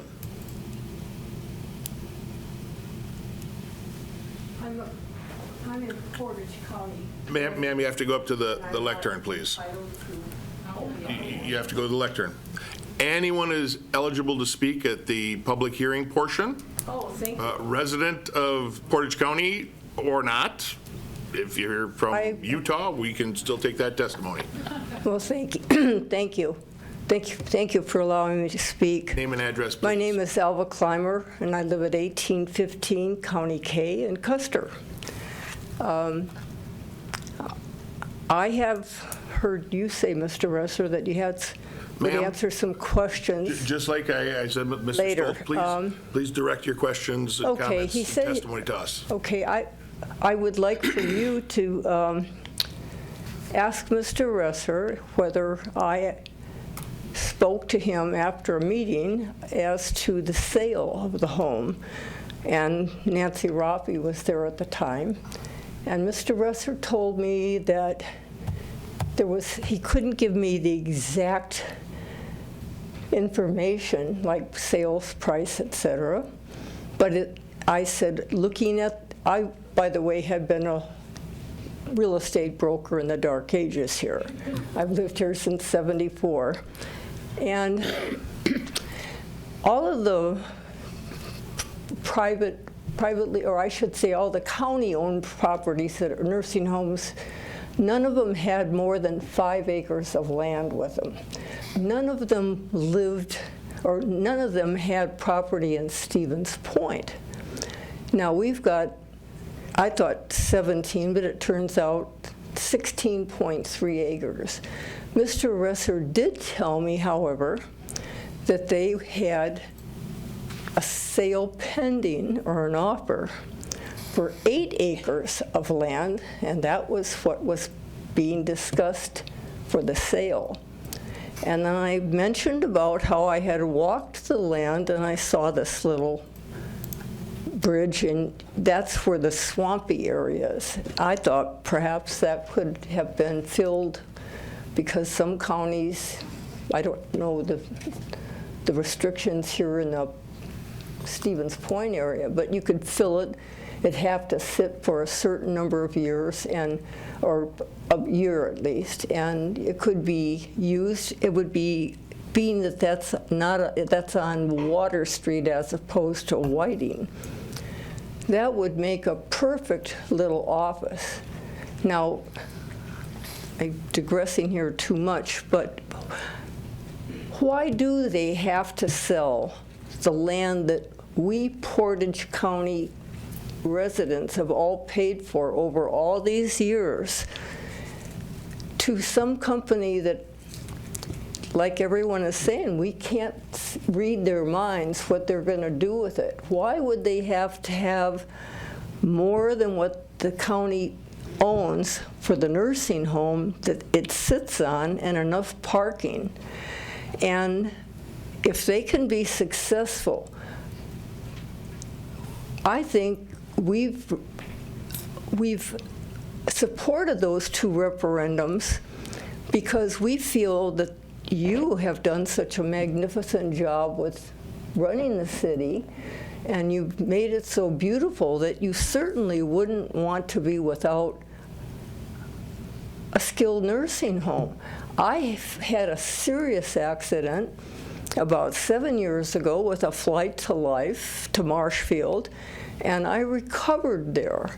And had that not been there, my family would not have been able to drive to see me where I would have been. So we need a skilled facility in Stevens Point. If I can't say, no, I don't want to sell to that company, if they're sincere and they really want to operate it, give them the minimum amount of land they need and see if they can be successful. Then if, I don't know. And also it gets complicated. They got so many beds that are owned and there's a lot of money involved there, but at least we wouldn't be robbing this entire county of what the real worth of that land would be in the future. Why rezone it today when we can't see the future? No one's got that crystal ball. And also, as having been a real estate broker, if I did and I've been asking for 9 years, I've been going to these meetings, get an appraisal, get a licensed, certified appraisal by someone with commercial experience. They have not done it, but I can tell you that you must be smart enough, all of you, that you wouldn't sell your house without appraisal. And if you had a piece of, my uncle had a piece of farmland out in Polonia near where I live. That got zoned commercial, and he could, you can get so much more money. I mean, what would that land be worth if these people that Enzyme wants to buy it today? Why should we let them off the hook that if they really were genuine about wanting to run a nursing facility, they wouldn't be worrying about whether they can build apartment buildings or put in. Oh, I don't want to take any more time. I appreciate you giving me this opportunity, and I have been sitting back there for however long, just wishing everybody could just see the baloney we've been put through. And if we were to go to referendum and that's the thing they don't want to do it again, I believe everybody would support. COVID hit, and we had all the plans for building, and that was our misfortune. And we've got $9 million in the bank. And haven't run a deficit in 2 years. There's no reason to sell Portage County home, and I thank you very much. Thank you. I hope I'm not butchering the name, but Mr. Ramakrishna? Oh, very good. So I'm Kevin Ramakrishna. I'm with Reinhardt Berner Van Duren. I'm representing the county in the transaction. I don't so much have a lot of comments to add. I do want to be available if it helps to answer questions. I do want to echo, I guess, Ray Resser's points that, we're coming what we believe to be rezoning to meet the requirements of the city's zoning code. So to the extent that there are other ways of achieving that goal, we're happy to hear them. Certainly, I think everyone would be happy if we don't have to rezone at all and we could work within the district that we have. So if that's the direction that we're going, that would be totally fine. I don't know if that's how the ordinance reads. But certainly I had more to do with those applications than Ray did. So if you have questions, I'd be happy to answer. Thank you, and we'll keep that on reserve until the public hearing is closed. The public hearing at this point, however, is still open. Public hearing remains open. And for the third and final time, the public hearing is open. Seeing and hearing no one else wishing to speak, I will declare the public hearing closed. We'll move on to the discussion phase. Adam, I wanted you to address some of the things that were mentioned in there. Yeah, a few items. First off, this was a comment that the county chairman mentioned earlier about wetlands potentially being located on the site. Basically, directly due south of the building and parking lot are confirmed delineated wetlands. So any concern about the removal of trees, about building any more buildings within that area, there are a heck of a lot of restrictions just because that is confirmed delineated wetlands for any of such activity to occur and to be approved by the Department of Natural Resources.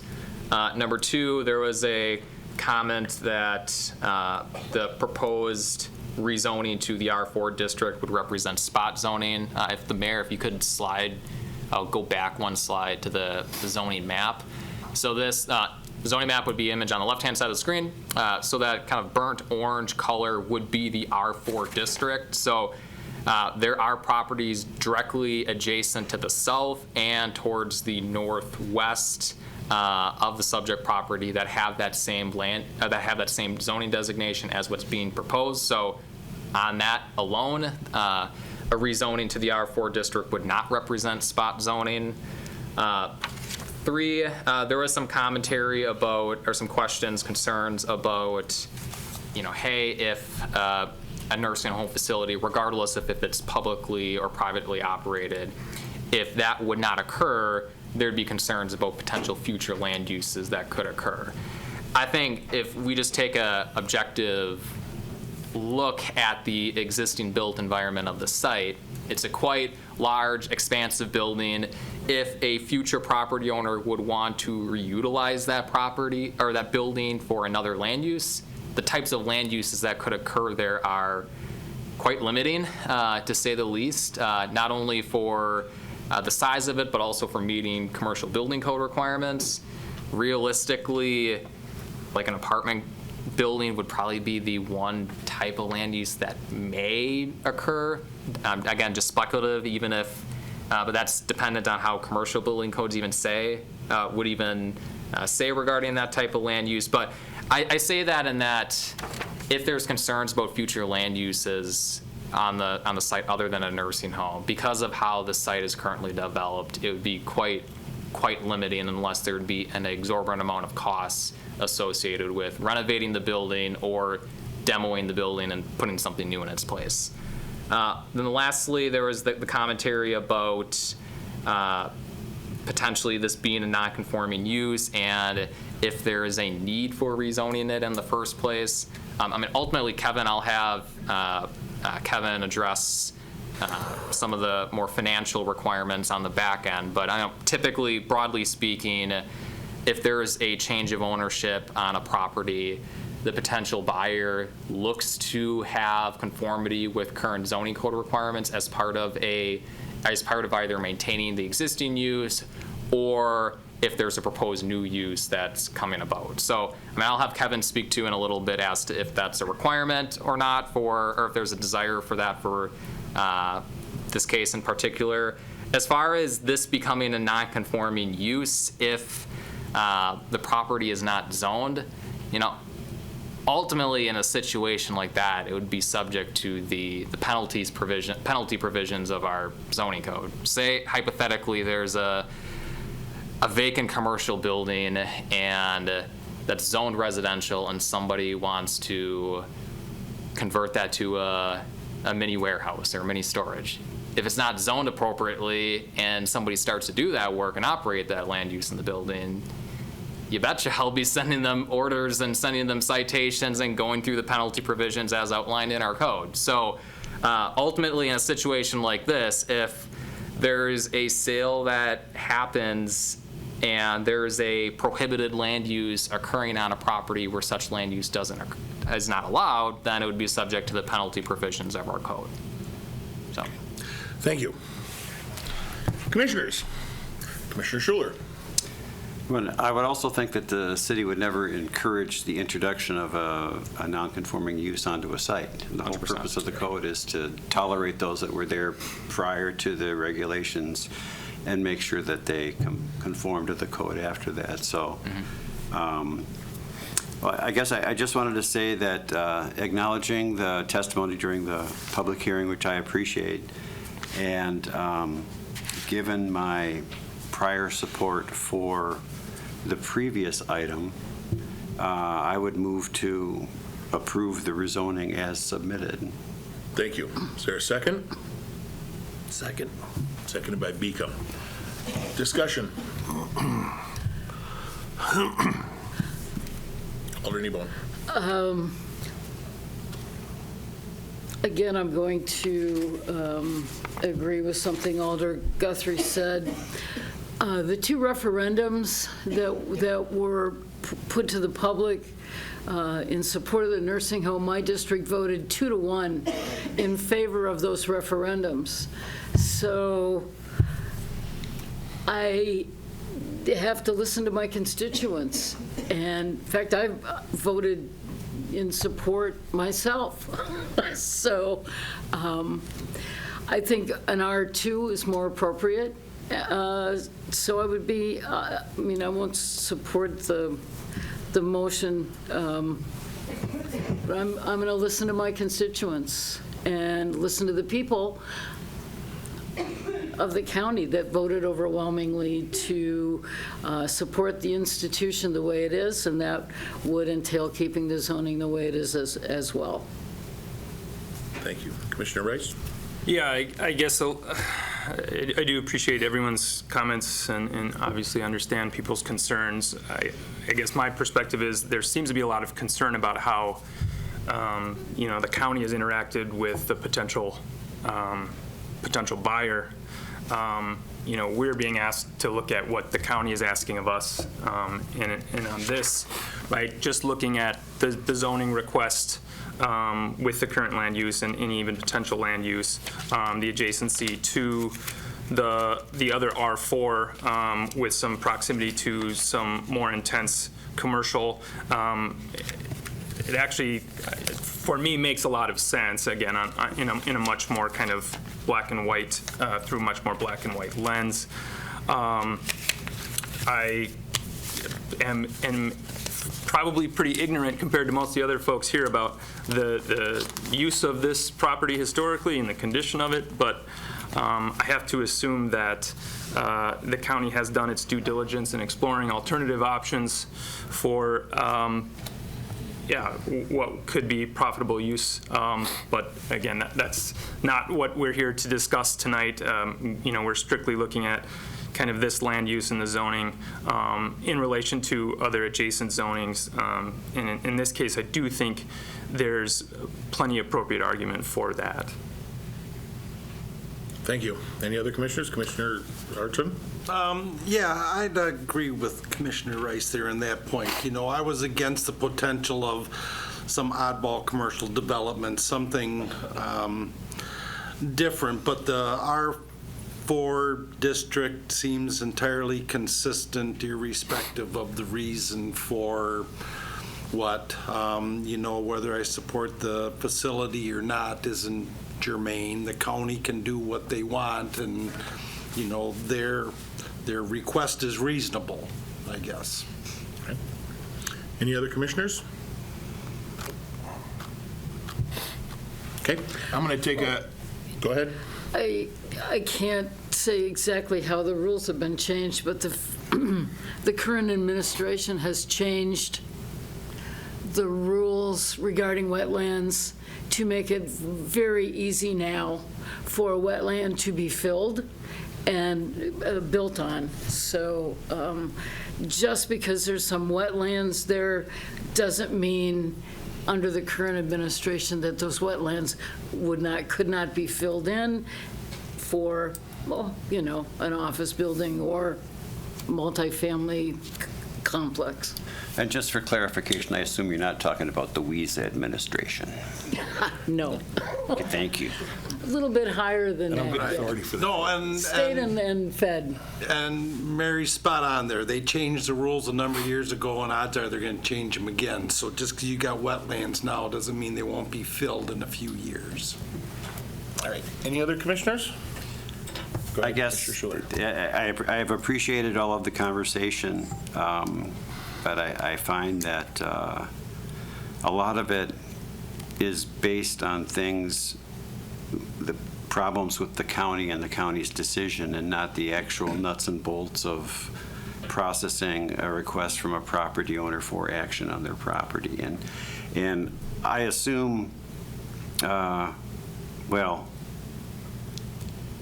in the normal world, you know, when the city makes a decision, their decisions, like in this case, it's ultimately the council. So it's the council that has any liability for whether they properly made a decision or not.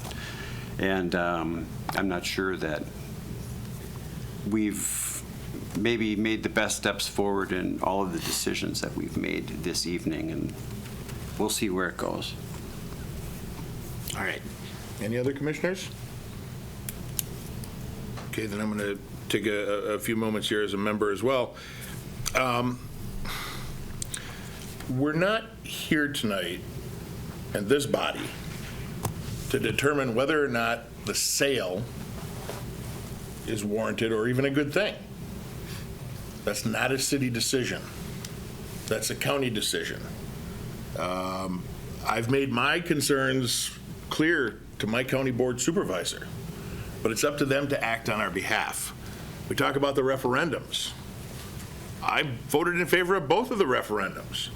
I personally think that the sale is something that the county should not do. But I'm one person, and I've made my opinions clear to my representative, which happens to be Supervisor Medine. And I think he's doing a fine job. Whether or not we agree on everything is irrelevant. You do what you need to do. When we talk about the referendum, however, that's important to note only to a certain extent. The two referendums on the county side relating to the Portage County home passed. And as I said, I voted in favor of both of those. But to use that as the reason, I don't think has precedent. When the city was talking about redoing Business 51, there was a lot of objection to that, myself included. And a referendum was put forth through direct legislation to stop that. And it passed, meaning that they didn't want Business 51. Now, whether or not they knew what they were voting for is subject to debate, that's fine. But the point is, the referendum, which was intended to stop the construction or redesign of Business 51, passed. And I'll tell you that spring of next year, we're beginning construction on the redesign of Business 51, contrary to what some people voted for the referendum believed. Now, that wasn't my decision. That was a group decision based on our representation.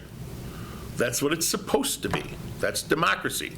I don't agree with everything, and honestly, I made my thoughts clear on Business 51 as well, but it's still happening. So when we're talking about the sale of the county home, that's not a city decision. That's a county decision, and our elected representatives on the county board are charged with making that decision, whether we agree with it or not. We don't have a crystal ball on anything we do. Could the county cease operations of the county home next month? Yes, they could, and there's not a darn thing we can do about it as a city or a plan commission. Those are county board decisions. But when we talk about the rezoning request that's put forward based on our advice, as we would for any applicant, regardless of what was going on, the request is based on their discussions with the city staff on how would you do this. And I mentioned this earlier. The applicant gains no favor for who they are based on that municipality. So because of that, I look at it as if anyone else came up to us and asked what we need to do to make this happen, this is the advice we would give them. Will it continue to be a county, a home, a skilled nursing care facility forever? I don't know. But keeping it with the county doesn't do that either. We still don't know that it's going to be that way forever. So I don't want this zoning request to be someone's way of saying, gotcha, to the county, because they don't approve of the sale of the home. That's not our decision to make. That's the county board's decision to make. And I just want to be clear on that I don't like the sale any more than most of the people in this room. But I made my representative aware of my feelings there. I'm looking at this as a request that we deal with every single month, regardless of the applicant. We don't have authority on the sale. What we do have authority on is what we're doing tonight, and that is a rezoning request. That's it. So with that, the motion before us is to approve the rezoning request from R2 Single Family Residence District to the R4 Multifamily 1 Residence District. All those in favor signify by saying aye. Aye. Aye. Those opposed? No. Okay, and I believe, Mary, you were the only dissenting vote there. I think so, yes. I don't think we need a roll call vote on that. So that recommendation will go forward to council on the 15th. And the next item up is item number 5, which is a public hearing and request from Portage County for a conditional use permit to operate a nursing home on the property at 825 Whiting Avenue, consistent with Chapter 23.02, Sub 1, Sub F, Sub 3, Sub G. And Adam, do you have anything to add here? Nothing further. Okay. Any clarifying questions before we get started on the public hearing? Commissioner Arnson, you got that look? I'm wondering why they need to ask for that. Is it a permitted use under R5 for the county, for the government to do it, or is it only for private needs to be a conditional use? It's conditional for both public and private in the R4 district. There is no differentiation. Oh, all right. So it's in the R2 district that the public can do it, but a private can't. Correct. But they're conditional uses in R4 for both. In R4. All right. So again, this is going to be a recommendation to council. So this is essentially to allow them to keep operating the facility. For a nursing home to be continued to operate on that property, yes. Right. So if we voted this down, they couldn't operate it anymore. If the council agreed to it. That's a very logical assumption. I don't know that I'm going to get into that, though, because it's operating now. They're not operating under a conditional use at this point because it's not necessary under the R2 zoning, which it currently is, even though this body is recommending that be changed to an R4. So I would say that this conditional use request. It requires a conditional use already in the R2. In R2 it does? Yeah, it's just with the nursing home facility being here for 100+ years, obviously there's no record of a conditional use permit ever being granted. Okay. If one was ever granted. Wow, that's, that is. Because what Commissioner Arnson says makes logical sense, that if we deny the conditional use now, the county would be prohibited from utilizing that facility. How do we get ourselves into this stuff? I wouldn't say that's accurate. The county home, or excuse me, the healthcare center operates now as it always has, and it has never been in question. The fact that it had required a conditional use means that at some point it was granted a conditional use. We have no proof otherwise, right? And like I say, it has been there for a long time, operating as it always has. Now, because someone wants to buy it, who's not a municipality had to come forward to change the future land use, to change the zoning so that a non-municipal person could run the organization. And if that zoning is in place, that operation would need a conditional use to operate. Yeah, we've had requests before this commission in the past where there's an existing non-conforming use that's operating on the property, and if and that applicant, that property owner, sought that conditional use permit to make that use be legal conforming. If the Plan Commission, ultimately council, would say no, they could still operate under that legal non-conforming status. I can get behind that, because what we're really doing here, what the intent, I believe, is to approve the conditional use based on the R4 zoning classification. But we had made the point previously that a new organization taking under a new operation would not be something that could be done. Correct. So if your point would be if the existing healthcare center would be to consider that it didn't have a conditional use, it would still operate it because it had. That's the point you were making. Correct. But to Andrea's point before, she said, well, isn't it possible for a new organization just to come in and assume the same operation? That's no. Yeah, that's not because that's not what the city would allow, just to clarify. Okay, thank you. Okay. Under those assumptions, Got a Public hearing. are there any questions before I open the public hearing? No. All right. Now, on this request, I'll open the public hearing. If you have testimony on the request from Portage County for a conditional use permit to operate a nursing home on that property at 825 Whiting Avenue, step to the lectern, please.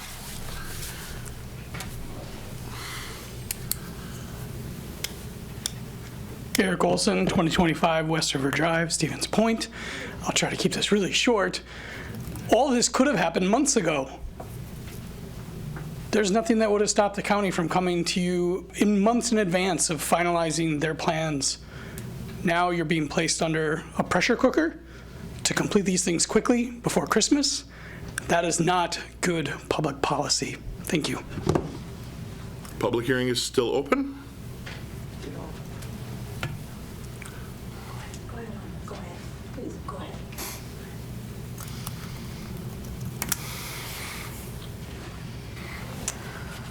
Mary Ann Leszewski, 1209 Wisconsin Street.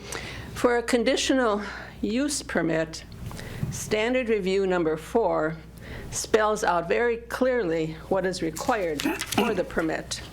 Namely, the exterior architectural appeal and function plan of any proposed structure will not be in variance with either the exterior architectural appeal and function plan and scale of the functions already constructed or in the course of construction in the immediate neighborhood, so as to result in a substantial or undue adverse effect on that neighborhood, unquote.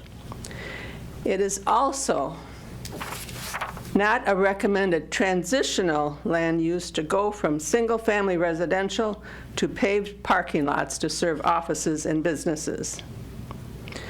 Commercial businesses would be a jarring puzzle piece that would never fit in this residential neighborhood. Standard number 9 states that the proposal will not result in an over-concentration of high-density living facilities so as to result in a substantial or undue adverse effect on the neighborhood. Standard number 13 states, sources of noise shall be located in a manner that minimizes impact to neighboring properties. The noise generated by developments would depend on the hours of operation that the businesses or commercial entity would have, and neighbors would be at the mercy of. Number 14 addresses green spaces. While the developer will the developer only leave the very minimal green space that we now require for business parking lots for the neighbors to view, such as Walmart and the tiny little postage stamp pieces of green space that we see put in per requirements. All of the packet that we received for this meeting speaks of assuming the buyer of the county home does not have an interest or plan to develop or sell off the surplus acres. I don't know when we began using assuming as a criteria to trust a developer versus having a signed developer's agreement in our hand. Once again, we do not know what the buyer has in mind for the county home acreage. For lack of a plan or evidence, we need to deny the permit. Thank you. Thank you.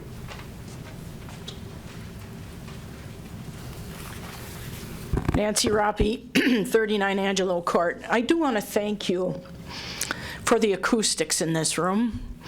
You have no idea how many county meetings we've been to where the so-called representatives refuse to use a microphone. And you can't understand a word they say. And how many times Carlene has stood up and said, "We can't hear you."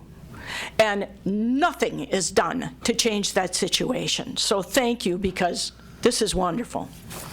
With respect to closure, the county cannot just close the county home. Any nursing home that wants to close has to go through the state. It's a very complicated, orderly closure procedure. So they can't just do that. I want that to be clear. Mr. Reeser keeps stating that the county fully supports the 3 applications before you today. To my knowledge, these applications never came before any committee for discussion unless it was done at one of their alleged illegal closed session meetings. There are many county board supervisors who disagree with this sale. I oppose the conditional use permit. In order to operate a nursing home, you have to have bed licenses. The only way to acquire bed licenses is to buy an existing nursing home. The state no longer issues bed licenses. So if you're Ensign and you want to expand your empire, you have to buy existing nursing homes. And they are going across Wisconsin like locusts, and for peanuts are getting control of nursing homes. They want our 48 bed licenses. They'll be laughing all the way back to California because they've duped another bunch of dumb hicks. The county levied taxes under the referendum, and currently approximately $9 million is sitting in the healthcare center fund. That money can only be spent on the healthcare center. Nonetheless, the county plans on repurposing that money, a giant money grab. No, the county has not done their due diligence. Mr. Ramakrishna, when we questioned him, who was supposed to be doing the due diligence, he told us, if you want any information, ask Ensign. What kind of due diligence is that? Now, I greatly appreciate the fact, Mr. Mayor, that you have allowed such leeway with these comments. I can't tell you how many times I have been interrupted to throw me off what comments I've been trying to make at county meetings. I believe that was intentional, because once you break somebody's concentration and the listener loses what that person was saying, that happens a lot to me. In closing, the reason that so many people showed up here today and have said the things they've said, even though we understand this is about zoning and all of that sort of stuff, is because if we don't take every avenue possible to fight back this 4th attempt to sell the Portage County Health Care Center, something that the public overwhelmingly does not want to have happen, I will not be able to look the nurses in the face and say to them that we didn't do everything we could think of to stop this travesty. So So maybe you feel it's not appropriate to hear these comments, but I swear, until this is a done deal, I will fight it. No matter, I've been to every meeting since 2017. And if you think that we're going to stop now because he lies to you and the county lies to their constituents and withholds information, you think we're not going to take this opportunity to fight this to the death on behalf of the poor people who are lying in nursing home beds with no one to advocate for them? You're crazy. We will fight it, and we'll fight it to the end.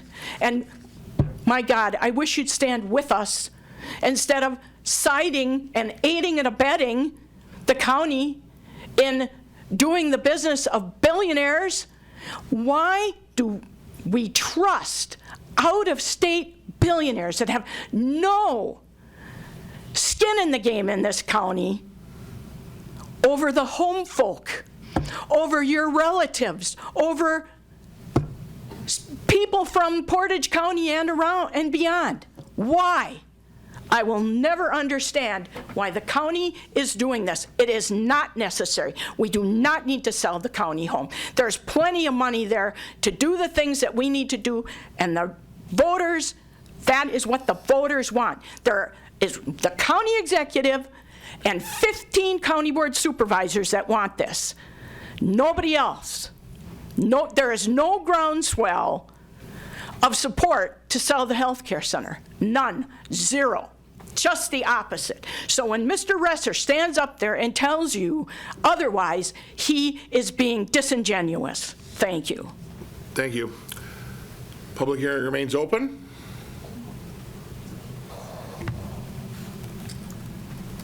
Thank you again, Commission. I appreciate the passion. I appreciate that this is an emotional issue.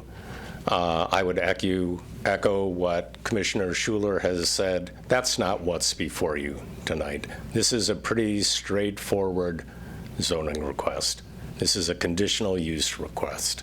So again, as you said, Mayor, the county gets no favor. It should not be seen in disfavor. This is not a forum on whether to sell the healthcare center or not to sell it. There are a host of details that I cannot release regarding the contract. It's still in negotiation. When it can be released, it certainly will be released. I know you understand. Again, the county, the team at the county who is working on this is absolutely in favor of the recommendations, the findings of fact, and that standards have been met in this case. Thank you. Thank you. Public hearing remains open.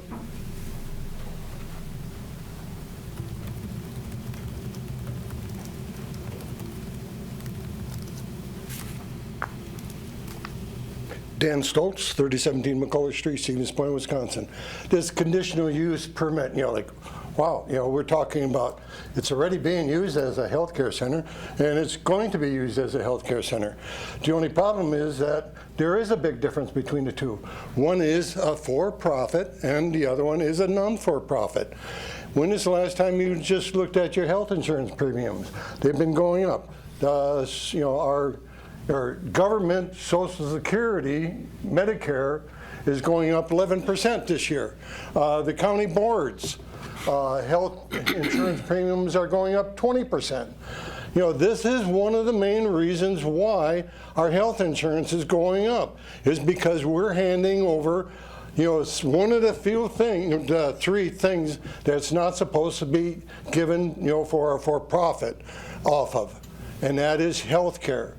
And this conditional use there is a difference. You're giving, where you're going to raise your insurance premiums if you take it from a nonprofit to a profit, because there's even certain people on the board says you don't get into business because you can't make a profit off of it. And that's the total purpose of it. We do not want to have our health insurance to go up, and making a conditional use that, oh, it's all going to be the same thing. No, it's not. It's going to cause your prices of your insurance premiums to go up, and we're going to be still stuck with the same thing. And this is one way that we can say, as a community to do it on a local level where we can say, I've had enough with this, all this for-profit health care, because it's killing us. And there's a lot of people that I know that they have health care, but they can't even afford to use it. You know, it's just, it's sickening, you know, the way our health care is. And just to make a technicality out of, you know, well, it still is a health care center. Oh, it's still going to be a health care center, even though we all know that it's not going to even come close to being a 5-star, you know, facility anymore. And it's not going to happen that we're going to get that new building that we all asked for twice. You know, so it's this conditional use thing I am totally against it, because it's going to raise my health insurance premiums, and it is going to harm me, and it's going to harm the citizens of this county and city. Thank you. Thank you. Public hearing remains open. Anyone in person?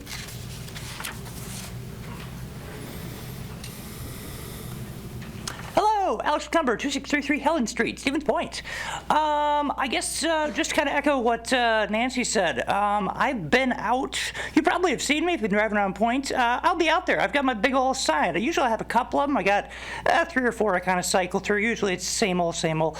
I'll just kind of get more people interested in the healthcare center situation as it continues to evolve. And again, I'm really sorry the city is kind of caught in the middle of this, because as you can probably tell, the people here are very angry with the county, and the county has, in my opinion at least, done pretty much everything in its power to keep us from either communicating with them or getting all this information to them. So I guess I don't want to belabor that point too far, but I think that, simply put, the people desperately want to do something here to help these people, and if this is the avenue we've got to take, this is the avenue that we'll take. So on those grounds, I would also follow with Nancy and say that no, the permit should not be approved.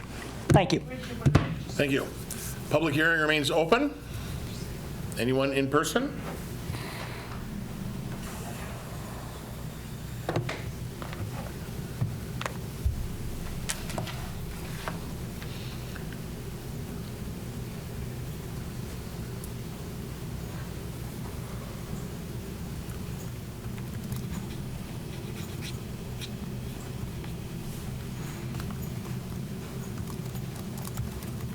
Mildred Neville, 1709 Jefferson Street, Stevens Point.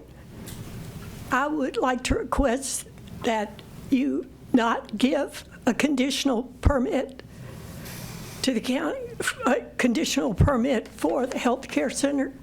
It's operating fine at the moment. If it turned out that a sale is actually going to be possible, when all the information is in, a conditional permit could be requested at that time.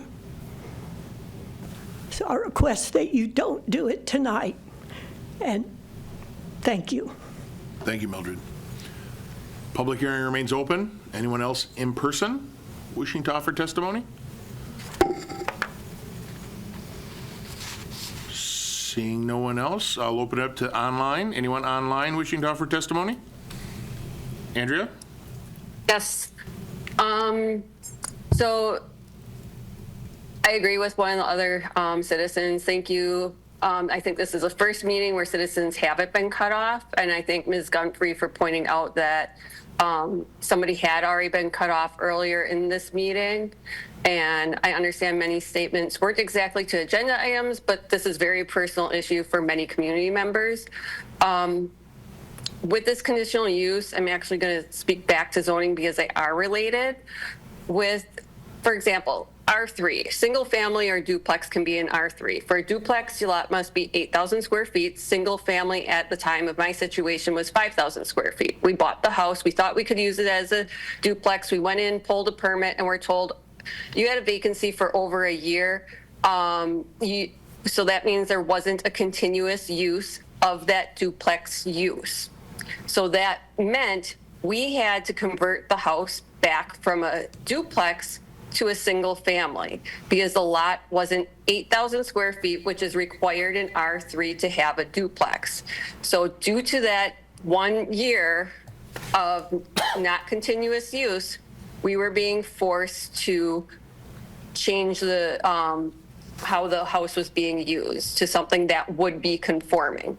Lynn Markham who's on the Zoning Board of Appeals, she co-authored a great document called Nonconformities, and it's on UWSP's website if anybody wants to look at that. But I'm looking at this as like a legal technicality. So when I was doing my research, a public nursing home converting to a private nursing home does not always require a formal change of use for zoning purposes, but it does necessitate a significant change in operational control and compliance with state and federal regulations. The conversion is more about shifting from public to private entity with different legal and financial structures rather than a physical building use changing. So with that also, like with a use that's non-conforming, some things are prohibited, like expansion of the structure beyond a certain amount or doing repairs beyond a certain amount. And the municipality can determine and prohibit or allow what they want, which would be in their zoning codes. So what I was saying before is this is our, like, if we forget about the zoning at all right now, this is a current use, using this as a nursing home. There's not going to be, unless they plan to have a year of non-use in that facility, I don't see why the use would be changing. It is going from private or municipality owned to public, but from what I understand, it's not changing the use, it's changing the ownership. So, but by changing this now, since it was suggested to change it to R4, now you would have to have a conditional use permit because you're changing the zoning. But if the zoning had stayed R2, which it currently is, they could have continued their current use. But by changing it now to R4, which is a higher impact type of zoning, a lot more things are going to be allowed, and there's a lot less control of what can be put on that lot. So I guess if this has to be changed to R4, I would say yes, approve the change of use just so that it can continue as a nursing home. However, if it's staying R2, which is has less impact on neighboring properties, then the use really should be able to be continued as a nursing home unless there's a year vacancy or a year of them not doing anything in the facility. Thanks. Thank you. Anyone still wishing to offer testimony online or in person? Public hearing is still open. Public hearing remains open. And for the third and final time, the public hearing is open. Seeing and hearing no one wishing to testify, I will declare the public hearing closed and bring it back to the commissioners. Zoning administrator? Just a few quick comments. I mean, there was some commentary earlier on during the public hearing about certain development regulations associated with the R4 district, parking, open space requirements. There is parking that's required for multifamily development and for really all of the permitted land uses within not only the R4 district, but most of the really all of the other zoning districts that makes up our city zoning code. Open space requirements, we don't have a requirement for keeping a certain percentage of a lot as green space, as open space. I think this is a really great plug to say, as you folks have probably know, we are rewriting our zoning code. So this is really the commentary that if you want to see things changed, talk to me, hear me out, give me a call, give me an email, and we can talk about it. Likewise on the county, I know This isn't a lot under county zoning jurisdiction, but they're going through a county zoning code rewrite as well. I've had lots of great conversations with county P&Z staff about having consistency within both city and county zoning codes. So this is really a great opportunity to say, you know, the stars are kind of aligning in the way, and that both the city and the county are looking to rewrite it. So now's the opportunity to provide your thoughts on how a site is ultimately developed and used. Last thing I'll say is I think generally speaking, there's some concerns about, you know, are there appropriate safeguards in place for a conditional use permit that is deliberated upon. Ultimately, not only for this conditional use permit request, but for all the other ones we've approved over the years, if in my determination in concurrence with the council, if there's the belief that a certain review standard is not being met after the fact, we have every right, we have every authority to revoke the conditional use permit. So if there's a change in operation, a change in something that's being developed, let's just say on site, an improvement that occurs, and it is not in alignment with the 14 review standards that makes up our conditional use permit requests, we would have that option of revoking it. So I just wanted to make that point clear that I know there's some ambiguity, there's some unknowns about what's going to happen in the future. There is that safeguard in place on the city level that we could address that accordingly. And I have to say, I don't know of anyone that we've actually revoked, but we have used that as a tool with the threat of revoking that conditional use on multiple occasions for people who we deemed not in compliance with that conditional use. Commissioners, Commissioner Rice? Yeah, questions for clarification, and we kind of were talking about this before the public hearing, but wanted to confirm that I understood. So if a conditional use permit is granted, but then the property changes ownership with the expectation of continuing that same use, is a new conditional use needed? Restate that again. Sorry. If I... We're 3 hours in. Yeah, if I request a conditional use to, I don't know, operate a bar in my neighborhood, and I'm granted that conditional use, but then I sell the bar to my friend, do they need a new conditional use, or are they able to continue that condition? No, conditional use permits are tied to the property, not to a particular person. So, and then secondly, the request as listed is for a conditional use permit to operate a nursing home on the property located at 825 Whiting. But in the findings of fact, it distinguishes between publicly managed nursing home and privately managed nursing home. Yep, and that's where we referenced earlier in the R2 district, how it's currently zoned. There is that distinction between public and private nursing homes, whereas starting in the R4 district, there is no distinction. It's just across the board, nursing homes, rest homes are conditional going forward. Okay, thank you. Commissioner Schuler. County Board Chair Reeser, would you mind if I asked you a couple of questions? Certainly. Danger. They're simple questions, short questions. You're familiar with the application? I am. Okay. As part of the application, it says the use will not change. So you're anticipating that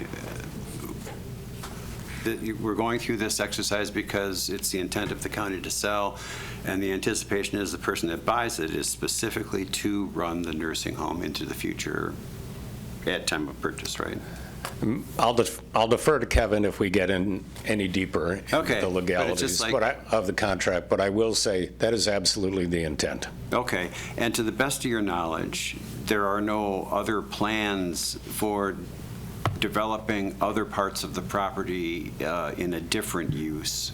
Your anticipation in your negotiation is you trying to find somebody to buy the nursing home to keep it as a nursing home. Is that kind of basically it?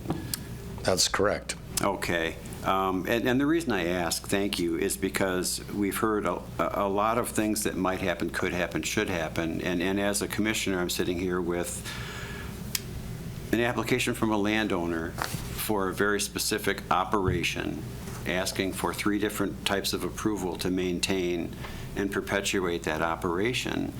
And absent any specific plans of what different might happen with the property that really support many of the concerns that have been raised, that's my quandary, is trying to figure out how do I get to the kernel of what's going. So thank you. I appreciate it. I didn't have any other questions. I guess it takes me to my next comment. Someone mentioned, is it appropriate for all these comments to be made? And well, yes, it is, right? It's a forum that's talking about this thing that is in the possibility of change. And yes, making your opinions and thoughts known, very important. At the same time, though, there's a portion of those that will directly relate to the action that we're supposed to take as a commission. And we're not getting in league with, we're not getting in bed with, we're not siding with anybody. I think we're just using the information that we can to make the decision that we are supposed to make. And so any action that is perhaps contrary to what your thoughts are on the topic, it's not an intentional rebuff, it's just that we can deal with what we can deal with. And from my perspective, that's where I'm coming from. And if that is very unsatisfying, I totally understand how it might be. But that's my perspective on it, right or wrong. If I may make a comment. Absolutely. I need to be really circumspect because we are still in contract negotiations. Gotcha. What I will say is that the county is looking to put in place protective caveats to ensure that the use of that property will be solely for a healthcare center. Thank you very much. Thank you. Appreciate that, fact. Commissioner Schuler, was there anything else? Well, for the sake of discussion, I was going to move for approval of the conditional use permit with whatever information that is typically a part of a conditional use, whether that be the type of licensure, the hours of operation, that type of thing, the typical things that define a conditional use on a property. Staff working with the applicant for that. With staff conditions Yes. recommended, okay. Seconded by Beacom. Comments or thoughts there? Maybe just one final clarification. If there were substantial requests for change to the property, I see zoning administrator Kuhn is gone. But if there were requests from a future owner for substantial changes, what are the additional provisions, safeguards that would be in place? So as our zoning administrator Kuhn mentioned, those 14 conditions of review would need to be met. If, for example, I'm speculating here, they want to cut down all the trees. That is not going to be a requirement of that condition. If they wanted to pave the rest of the green space, that would be substantive enough where it would still then have to come back to make sure that it complied with all of our existing ordinances. There are, if something would, by the opinion of the zoning administrator and staff in general, really, the paid professionals we have on staff, that they deemed non-compliant with the conditional use or any one of our ordinances, as the zoning administrator mentioned earlier, we would find them out of compliance and then issue corrective action, or ultimately we could pull that conditional use permit. I'll give you a very simple example. There was a time when cell towers were being requested frequently in municipalities. There was a mindset that if we made it look like a flagpole, nobody will notice and it'll be cool. Part of that conditional use back then was that the flag had to be maintained. So if you have a conditional use permit to allow a cell tower and the flag is not maintained, we can require that you either maintain the flag or you lose your conditional use. Now that's a really basic example, because who's going to give up their conditional use for the cost of a flag? Probably no one. But in this case, I think it's on a much larger scale. If there was something that we felt was contrary to those standards of review, and staff made the applicant or the conditional use holder aware of that, those actions would have to be either corrected, challenged, or ultimately, again, we could revoke that conditional use.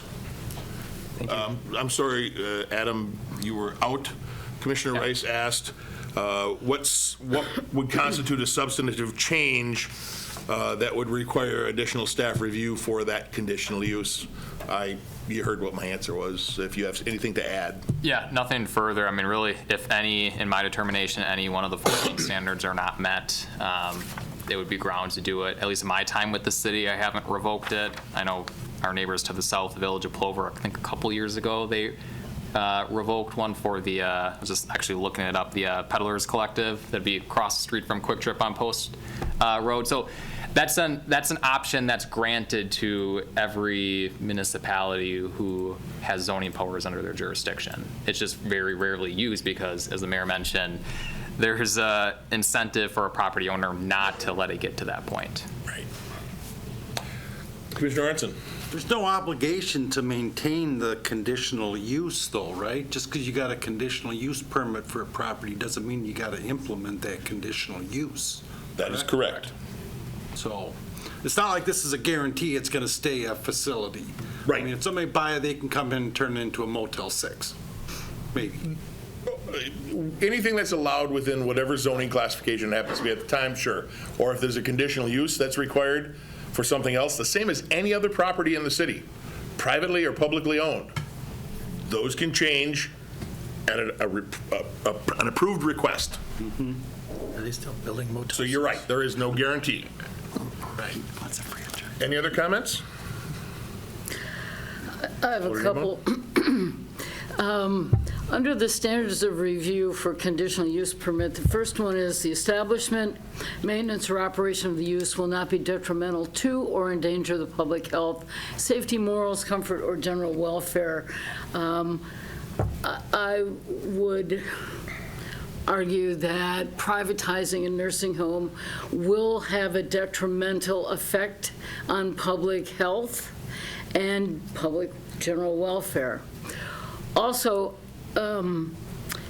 nursing home facilities are permitted by right in the R4 district if operated by a governmental entity.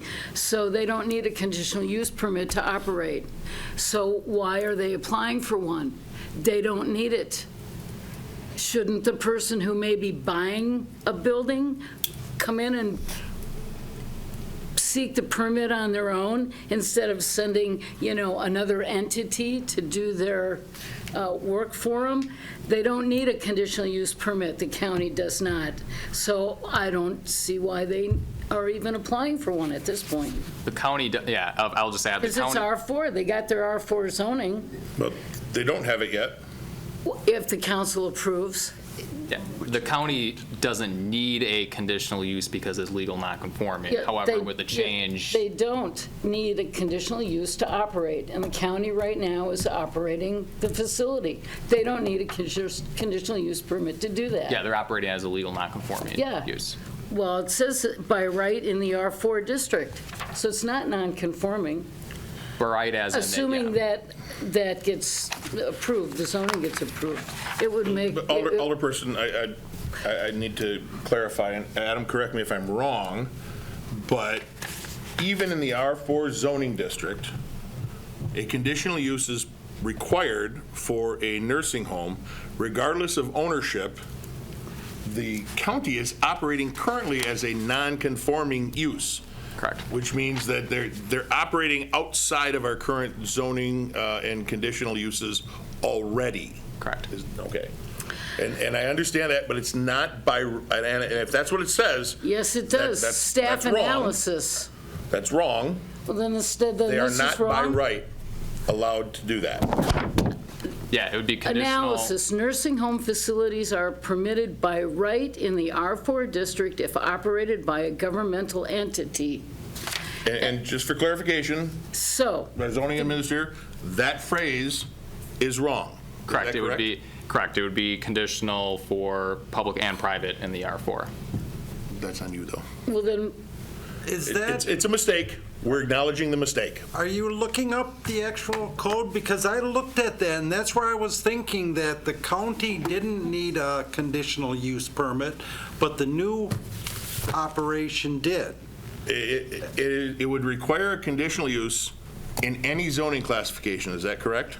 Starting it, so publicly ran nursing home, it would be a conditional use from the R2 district going forward. So R2, which is what it's currently zoned tonight. Correct. The county would still require a conditional use permit today. Correct. If there would be a new, say, not this property, but another property here in the city. If they wanted to take the Shopko site and put up a nursing home there, they would, well, I don't know what that's zoned, sorry. That it would require, let's say it was zoned R2, it would still require a conditional use permit. The only reason it's allowed to operate now without a conditional use permit is because it was running when the zoning code was enacted. Correct. And allowing it to be a non-conforming use because it existed before the code changed. Is that correct? Correct.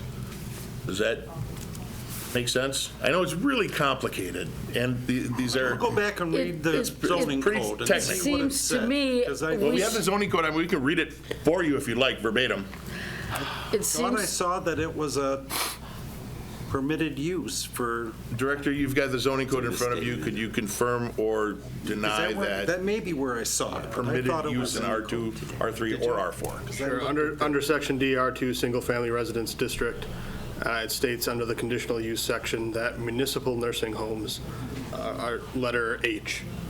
So it's a conditional use. R2, and then once you move to R3, conditional uses in R2 follow subsequent. and what about, so then the zoning really doesn't matter because they're going to need a conditional use permit whether it stays in R2 or in R4. For a privately operated nursing home, it So would matter. then the private company should come in and get their own conditional use permit. Well, and then. Seems to me. You're right, Alderperson. They could, and arguably they should. But that's not what's before us. Commissioner Beacom, I almost said Alderperson Beacom. Nope. So I would say, I mean, to Alder Kneebone's point, I get that, but I can't help but think we're looking at loopholes now. What's before us is the county is asking for conditional use, and I don't want to be a tool to be used to sink this deal. That's what's in front of us. Most people don't like what's going on, and most people probably don't know what's going on behind closed doors. But what's put in front of us is pretty cut and dry. They're asking a conditional use to use it for what it's been used for. And I don't see any issue with that based on what we're supposed to do. Thank you. All right, any final comments from the commissioners? Okay, I'm going to take a moment then. I understand the passion of this issue. I share it. I want to thank Alex, and I want to thank Joe and Nancy Rappi, and everybody else who continues to fight for what they believe to be the right thing. As I said earlier, I share in some of that. And to add a bit of levity, Nancy and I have a history. I agree with 3 things on Nancy tonight. That's unheard of. We've never agreed on anything. But I agree with the beds. Back when County Executive Dreyer was looking at selling it, the bed licenses, to me, is a big deal. You don't get them back. And I know I talked to County Executive Brilowski and said, hey, is there something we can do where we could lease them the bed licenses so we don't lose ownership of those licenses? That's a big concern for me. But again, it's a county board issue, and I've made those concerns known to my representative there. I'm also against the sale. I don't think the county is doing the right thing by selling that. But again, it's a county decision, and I've made my opinions clear to my representative. And third, yeah, the county's technology in those rooms kind of stinks. I don't like it, but that comes from darn near 25 years of IT background, and I can agree with you on that. So the request that we're looking at right now is for a conditional use to operate a nursing home. It's not to build multifamily apartments, it's not to put up a gas station, it's not to put up an oil pipeline. If the county isn't going to run the nursing home, I still want it to be a nursing home. So that's what I'm looking at in this one. It's to operate a nursing home, and I want that to continue. So unless there's any other last comments, I'm going to call for the vote. The motion is to approve the request for a conditional use with staff recommended conditions to operate a nursing home at the property located at 825 Whiting Avenue. All those in favor signify by saying aye. Aye. Aye. And those opposed? No. Thank you. Again, in my opinion, Alderperson, you were the only dissenting vote. So that motion passes. With that, I am going to ask for, let's say, a 5-minute recess. Allow people to go home if they need to. We still have several items on the agenda that are significant. So you heading home? Reconvene. Special considerations, what are those things? At 9:32 and continue on with our agenda.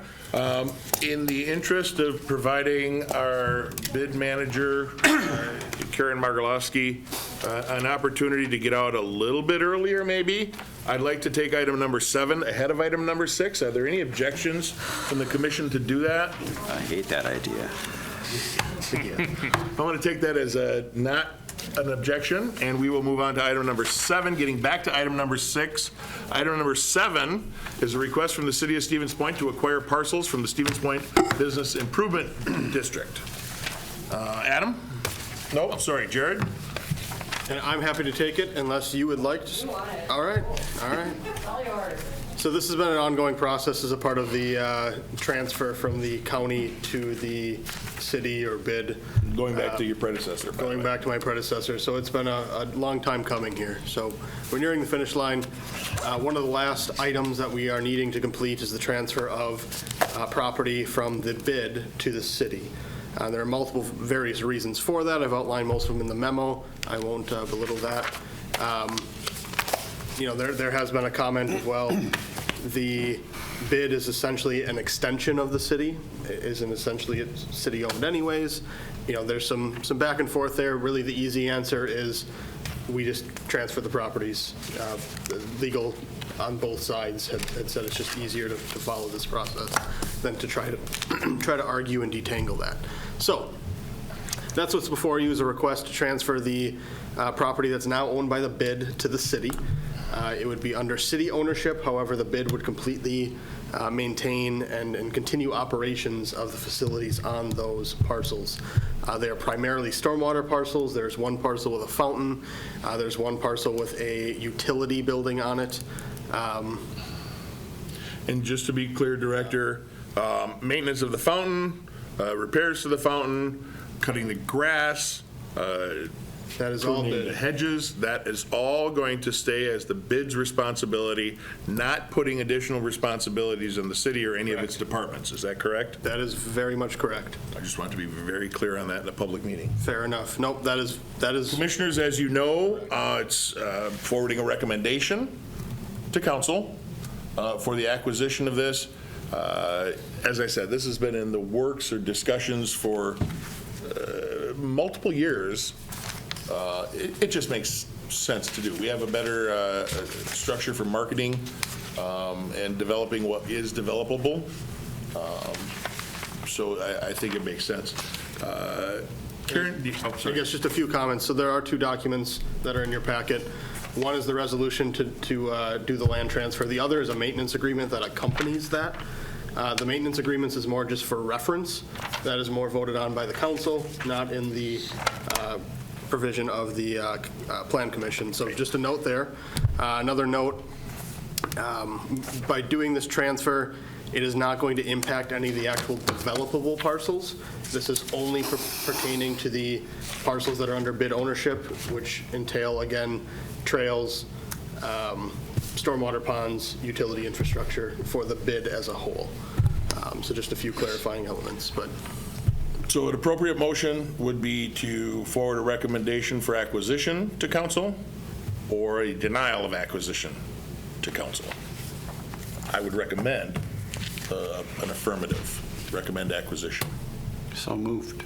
Thank you. Is there a second? Second. Seconded by Rice. For discussion, yeesh, the legalese in this thing. Good God. Right? Oh, my Lord. Anyway, good luck with that. It's not the cleanest thing in the world.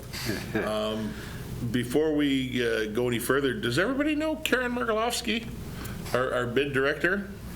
Karen's in charge, and well, she's relatively new, October 1st, so I just want to make sure everybody's had an opportunity to put a face to a name. Happy 2-month anniversary. And after the meeting, if she's around, and I don't think she will be, but maybe give her a call and talk about the vision that we're looking at for both bids, the downtown and the business park bid. Any discussion on the recommendation to acquire the parcels? Hearing none. Oh, sorry. So they're just trying to get out of paying taxes, basically, is what this is. That is one element to it, yes. They would no longer be paying taxes. The intent is that those parcels were under county ownership, not paying taxes. They benefit the bid as a whole, as well as our city infrastructure. But, yeah. No. And it's not putting a burden on the existing tax base either. It's really a transfer on paper. Yeah, it sounds like they're still going to do all the work. Yep, and that's a big deal. So we don't have the staff to do it. All right. All those in favor of recommending acquisition to the council signify by saying aye. Aye. Any opposed? And that's approved. Who knows? Thank you for sticking around. Now, we still have a couple of items. You're welcome to stay and share in our joy. Let's go back up. Let's go back up to item number 6, which is my least favorite Plan Commission item every year, and that's adoption of the Housing Affordability Report for permit year 2024. Adam? Yeah, so this is obviously not new to the Plan Commissioners. So statutorily, for like the last maybe 8-10 years now, municipalities of a certain size, I think like 12 or 13,000 and above, are required to produce this yearly housing affordability report that outlines ways that the respective municipality can reduce the cost of new housing construction by 20%. This was pre-COVID, and I'm sure a lot of you know a lot of things have happened post-COVID in terms of the costs of housing. Is this a really good mechanism that the state is using to kind of force the conversation on municipalities of how they individually can reduce housing costs? Yeah, I mean, I'll give them that. Ultimately, a lot of the costs associated with housing construction, supplies, materials, labor, is outside of our municipality's ability to regulate much. So really the recommendations in here are the same as the last couple of years now. Look at zoning code amendments to encourage more land uses that are permitted by right and reduce the amount of red tape. Potentially look at reduction or elimination of certain permitting requirements. Obviously that has its benefits and drawbacks as well, but ultimately housing affordability report is in the packet for you. I think really the key item would be the last section of the report outlining parcels that are zoned currently in a way that housing construction could occur either by right or via CUP. So. Okay. I would entertain a motion. Yes, sir. Well, I just want to say I assume that this information will be also part of the discussion for the housing chapter of the comp plan. Hope so. I'd just make a couple of comments. I agree one of our focuses should be the vacant lots and how we can get those developed. I'm also a critic of data because I think people co-opt it, especially with housing all the time. So on pages 5 and 6, it raises questions. If you look at the bottom of page 5, in this area, of those with a mortgage or mortgage equivalent, 21% spend more than 30% of their household income on monthly owner costs. Where are they banking? If you look at the next page, again, we don't add qualifiers that we need. 43% of our community is over 30% on their income on rent. We have 8,000 college students, a good chunk of them that live off campus, and we never include that in data. And on top of that, I still go back to the point that I'm sure every community has challenges, but none of this is able to dissect choice. So if 29% of our folks spend more than 30% of their household income on housing, how do we know if they're choosing to or if they're not? Because if they're not, those are people we have to target and help. And if they're choosing to, those are people we don't have to help. Yeah, and I'll say this data is from the 2023 American Community Survey, kind of an offshoot of the U.S. Census, and I think all folks in the room know the challenges of the 2020 census data and the I guess perceived misgivings and inaccuracies that exist because of COVID. And I think it really boils down to, I mean, this is ultimately the number from the ACS data. Is it true? Is it indicative? Is it real? Is it capturing all audiences? Probably not. There's a fair amount of noise in the data. No, and I'm fine with that. I just know that you're going to have people that come before the microphone and they're going to quote this data and other data, and it's got holes all over it. And so I don't disagree that it's tough to get true data, but I hate it when people use data as this is how it is in Portage County. This is not what we see in Portage County.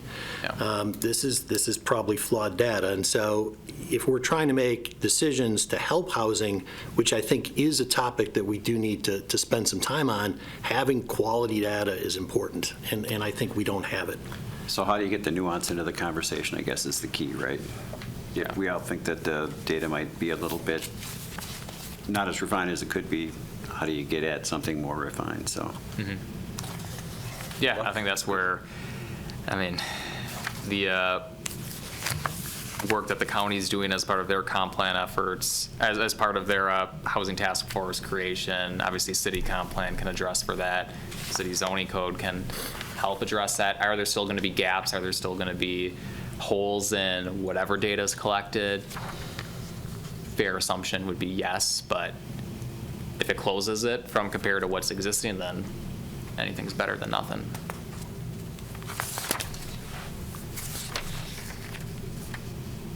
Commissioners? There's something in here, and I know because of UWSP, we have this issue, but I mean, only 47% of our housing stock is owner occupied. That's scary. Yeah, it's been like that for the last number of years now. Where and it's been I know we've got 40s. programs to help people convert, college housing back to single family, but how do you get them to do them? Not just college housing. Rental housing, But yes. that is consistent with UW schools. I mean, Yeah. all of those campuses have that number. Yeah. And, how do we change? We need more single-family homes and duplexes. Yeah, it's far enough away that they don't get converted right away to rental housing, but. Okay, I'm going to move that we adopt the Housing Affordability Report for the year 2024. I'll second. Oh. She seconds. We'll give the second to Kneebone. Absolutely. Discussion there. Hearing none, all those in favor signify by saying aye. Aye. Any opposed? And that is approved. Item number 8 is a request from the City of Stevens Point to acquire the property at 1625 Ellis Street, parcel identified in your packet. Director? Yes, of course. So 1625 Ellis Street, this is at the intersection of Division, Ellis, and Brilowski Street. It is a odd intersection with multiple conflict points, so this request is being brought forward to you not only from our department, but also Public Works, in hopes of mitigating some potential traffic safety concerns at this intersection. So this acquisition would involve purchasing the property, segregating off what is needed for right-of-way to turn that into a, I don't have a visual here. Safer intersection. Safer intersection. Essentially, it 90 will degrees. curve and it will tee right into Ellis Street there. And have a stop sign, and then Ellis Street will be through all the way to Division. So creating less conflict points, forcing one street to fully stop at that 90, look right, left, and then proceed. So much safer than what is currently there, just blind spots, multiple conflict points. So looking for authority to go forward with the purchase of that property. There is a kind of a handshake deal currently with the property owner. We want to make sure that was done before bringing it forward to everyone. So we would proceed with that. We would evaluate, what is needed again, and then we'll evaluate the home that is on the property. If it is able to be saved, we would of course much prefer saving it and just reselling it on the market. Otherwise, we would look at maybe using any of the RDA programs to assist in renovating or redoing that housing unit to get something else back on the market. Commissioner Schuler. For the sake of discussion, I move that we authorize the purchase of 1625 Ellis Street for roadway realignment purposes and allow staff to proceed with necessary due diligence, property evaluation, and future project planning. Thank you. That's a really good way to say it. We'll give the commission, second to Commissioner Rice. Sure, I had a question too. Okay. What happens to the existing right-of-way once we move that road? Like, who? It will likely be cul-de-saced. So if you can see the cursor on the screen, where Brilowski Street connects to Ellis, that will likely be cul-de-saced. There'll be some additional green space there, similar to what you see on Briggs at Centerpoint. Similar to that. Somewhere in this area where the garage is would be the road right-of-way. And this would probably just be green space, similar to what it is, again, at Briggs and Centerpoint. And then we'll determine if the house is usable. It doesn't look like we'll need any of the house to straighten out that intersection or correct the intersection, I guess, if you will. But the little bit of existing property that would be left over would be very likely just I was more curious, just that right away, I guess, to be able to kind of maintain service to that. I don't know if that house has access off the division or... The entrance to the house will be maintained. Everything else would more than likely just become green space. So I'll cul-de-sac it off so the garbage trucks and whatever can turn around if they need to. Okay, any other discussion there? The motion is to recommend acquisition of the property at 1625 Ellis Street. All those in favor signify by saying aye. Aye. Any opposed? And that is approved. Item number 9 is an update on the zoning code rewrite. Adam? Yeah, so we have no draft ordinance sections before you tonight, in part because I am a kinder and gentler zoning administrator. I'm not keeping you here past 10 o'clock. But with that said, there's been enough stuff that I've been working on behind the scenes. Have a draft floodplain ordinance that's before the DNR and FEMA for review as required by law. Have a shoreland zoning ordinance sent over to the DNR for their review, again, as required. I'll just say there's a lot of changes that's going to be occurring with this, with these two ordinances, and that's really in large part because what we have currently is woefully negligent of what's needed. Our floodplain ordinance is about 1-2 pages, and what's needed is about 50 pages. Shoreland ordinance, we have about 2 sentences, and what we need is about 9-10 pages. So that's being worked on. Hopefully get that over to you late January, February for review. You are a little conflicted, or a little restricted in what you can regulate in there, just based off of state and federal law, but still send that over to you review once the DNR and FEMA gives their blessing. And then lastly, the base zoning map, at least in draft form, is completed. There's some work that's going to occur over the weeks ahead as part of internal review, just polishing everything, aiming for later January, February to send that over to you for first review. And just a reminder again, that is only going to cover the proposed zoning designations for every property along with the purpose statements of each of the proposed districts. We're not going to get to, at this time, development regulations, land use allowances, lot size requirements for all those districts. So something to be looking forward to in the future. That's all. Thank you very much. And then lastly, we have the director's report, which was included in your packet. The only thing I want to add is that the little sheet that we get with talks about violations, talks about permits pulled. With the multitude of meetings that we were trying to plan, that got slipped through the cracks. So we'll catch up. Yep, we will get you. We'll get you those. Yeah. Okay. Anything to add, Director, on your report? Nope. More lot sales in Forest Creek, and then Shopko site being discussed tomorrow at special council meeting and RDA. Okay. Any questions for the Director on his report? Hearing none.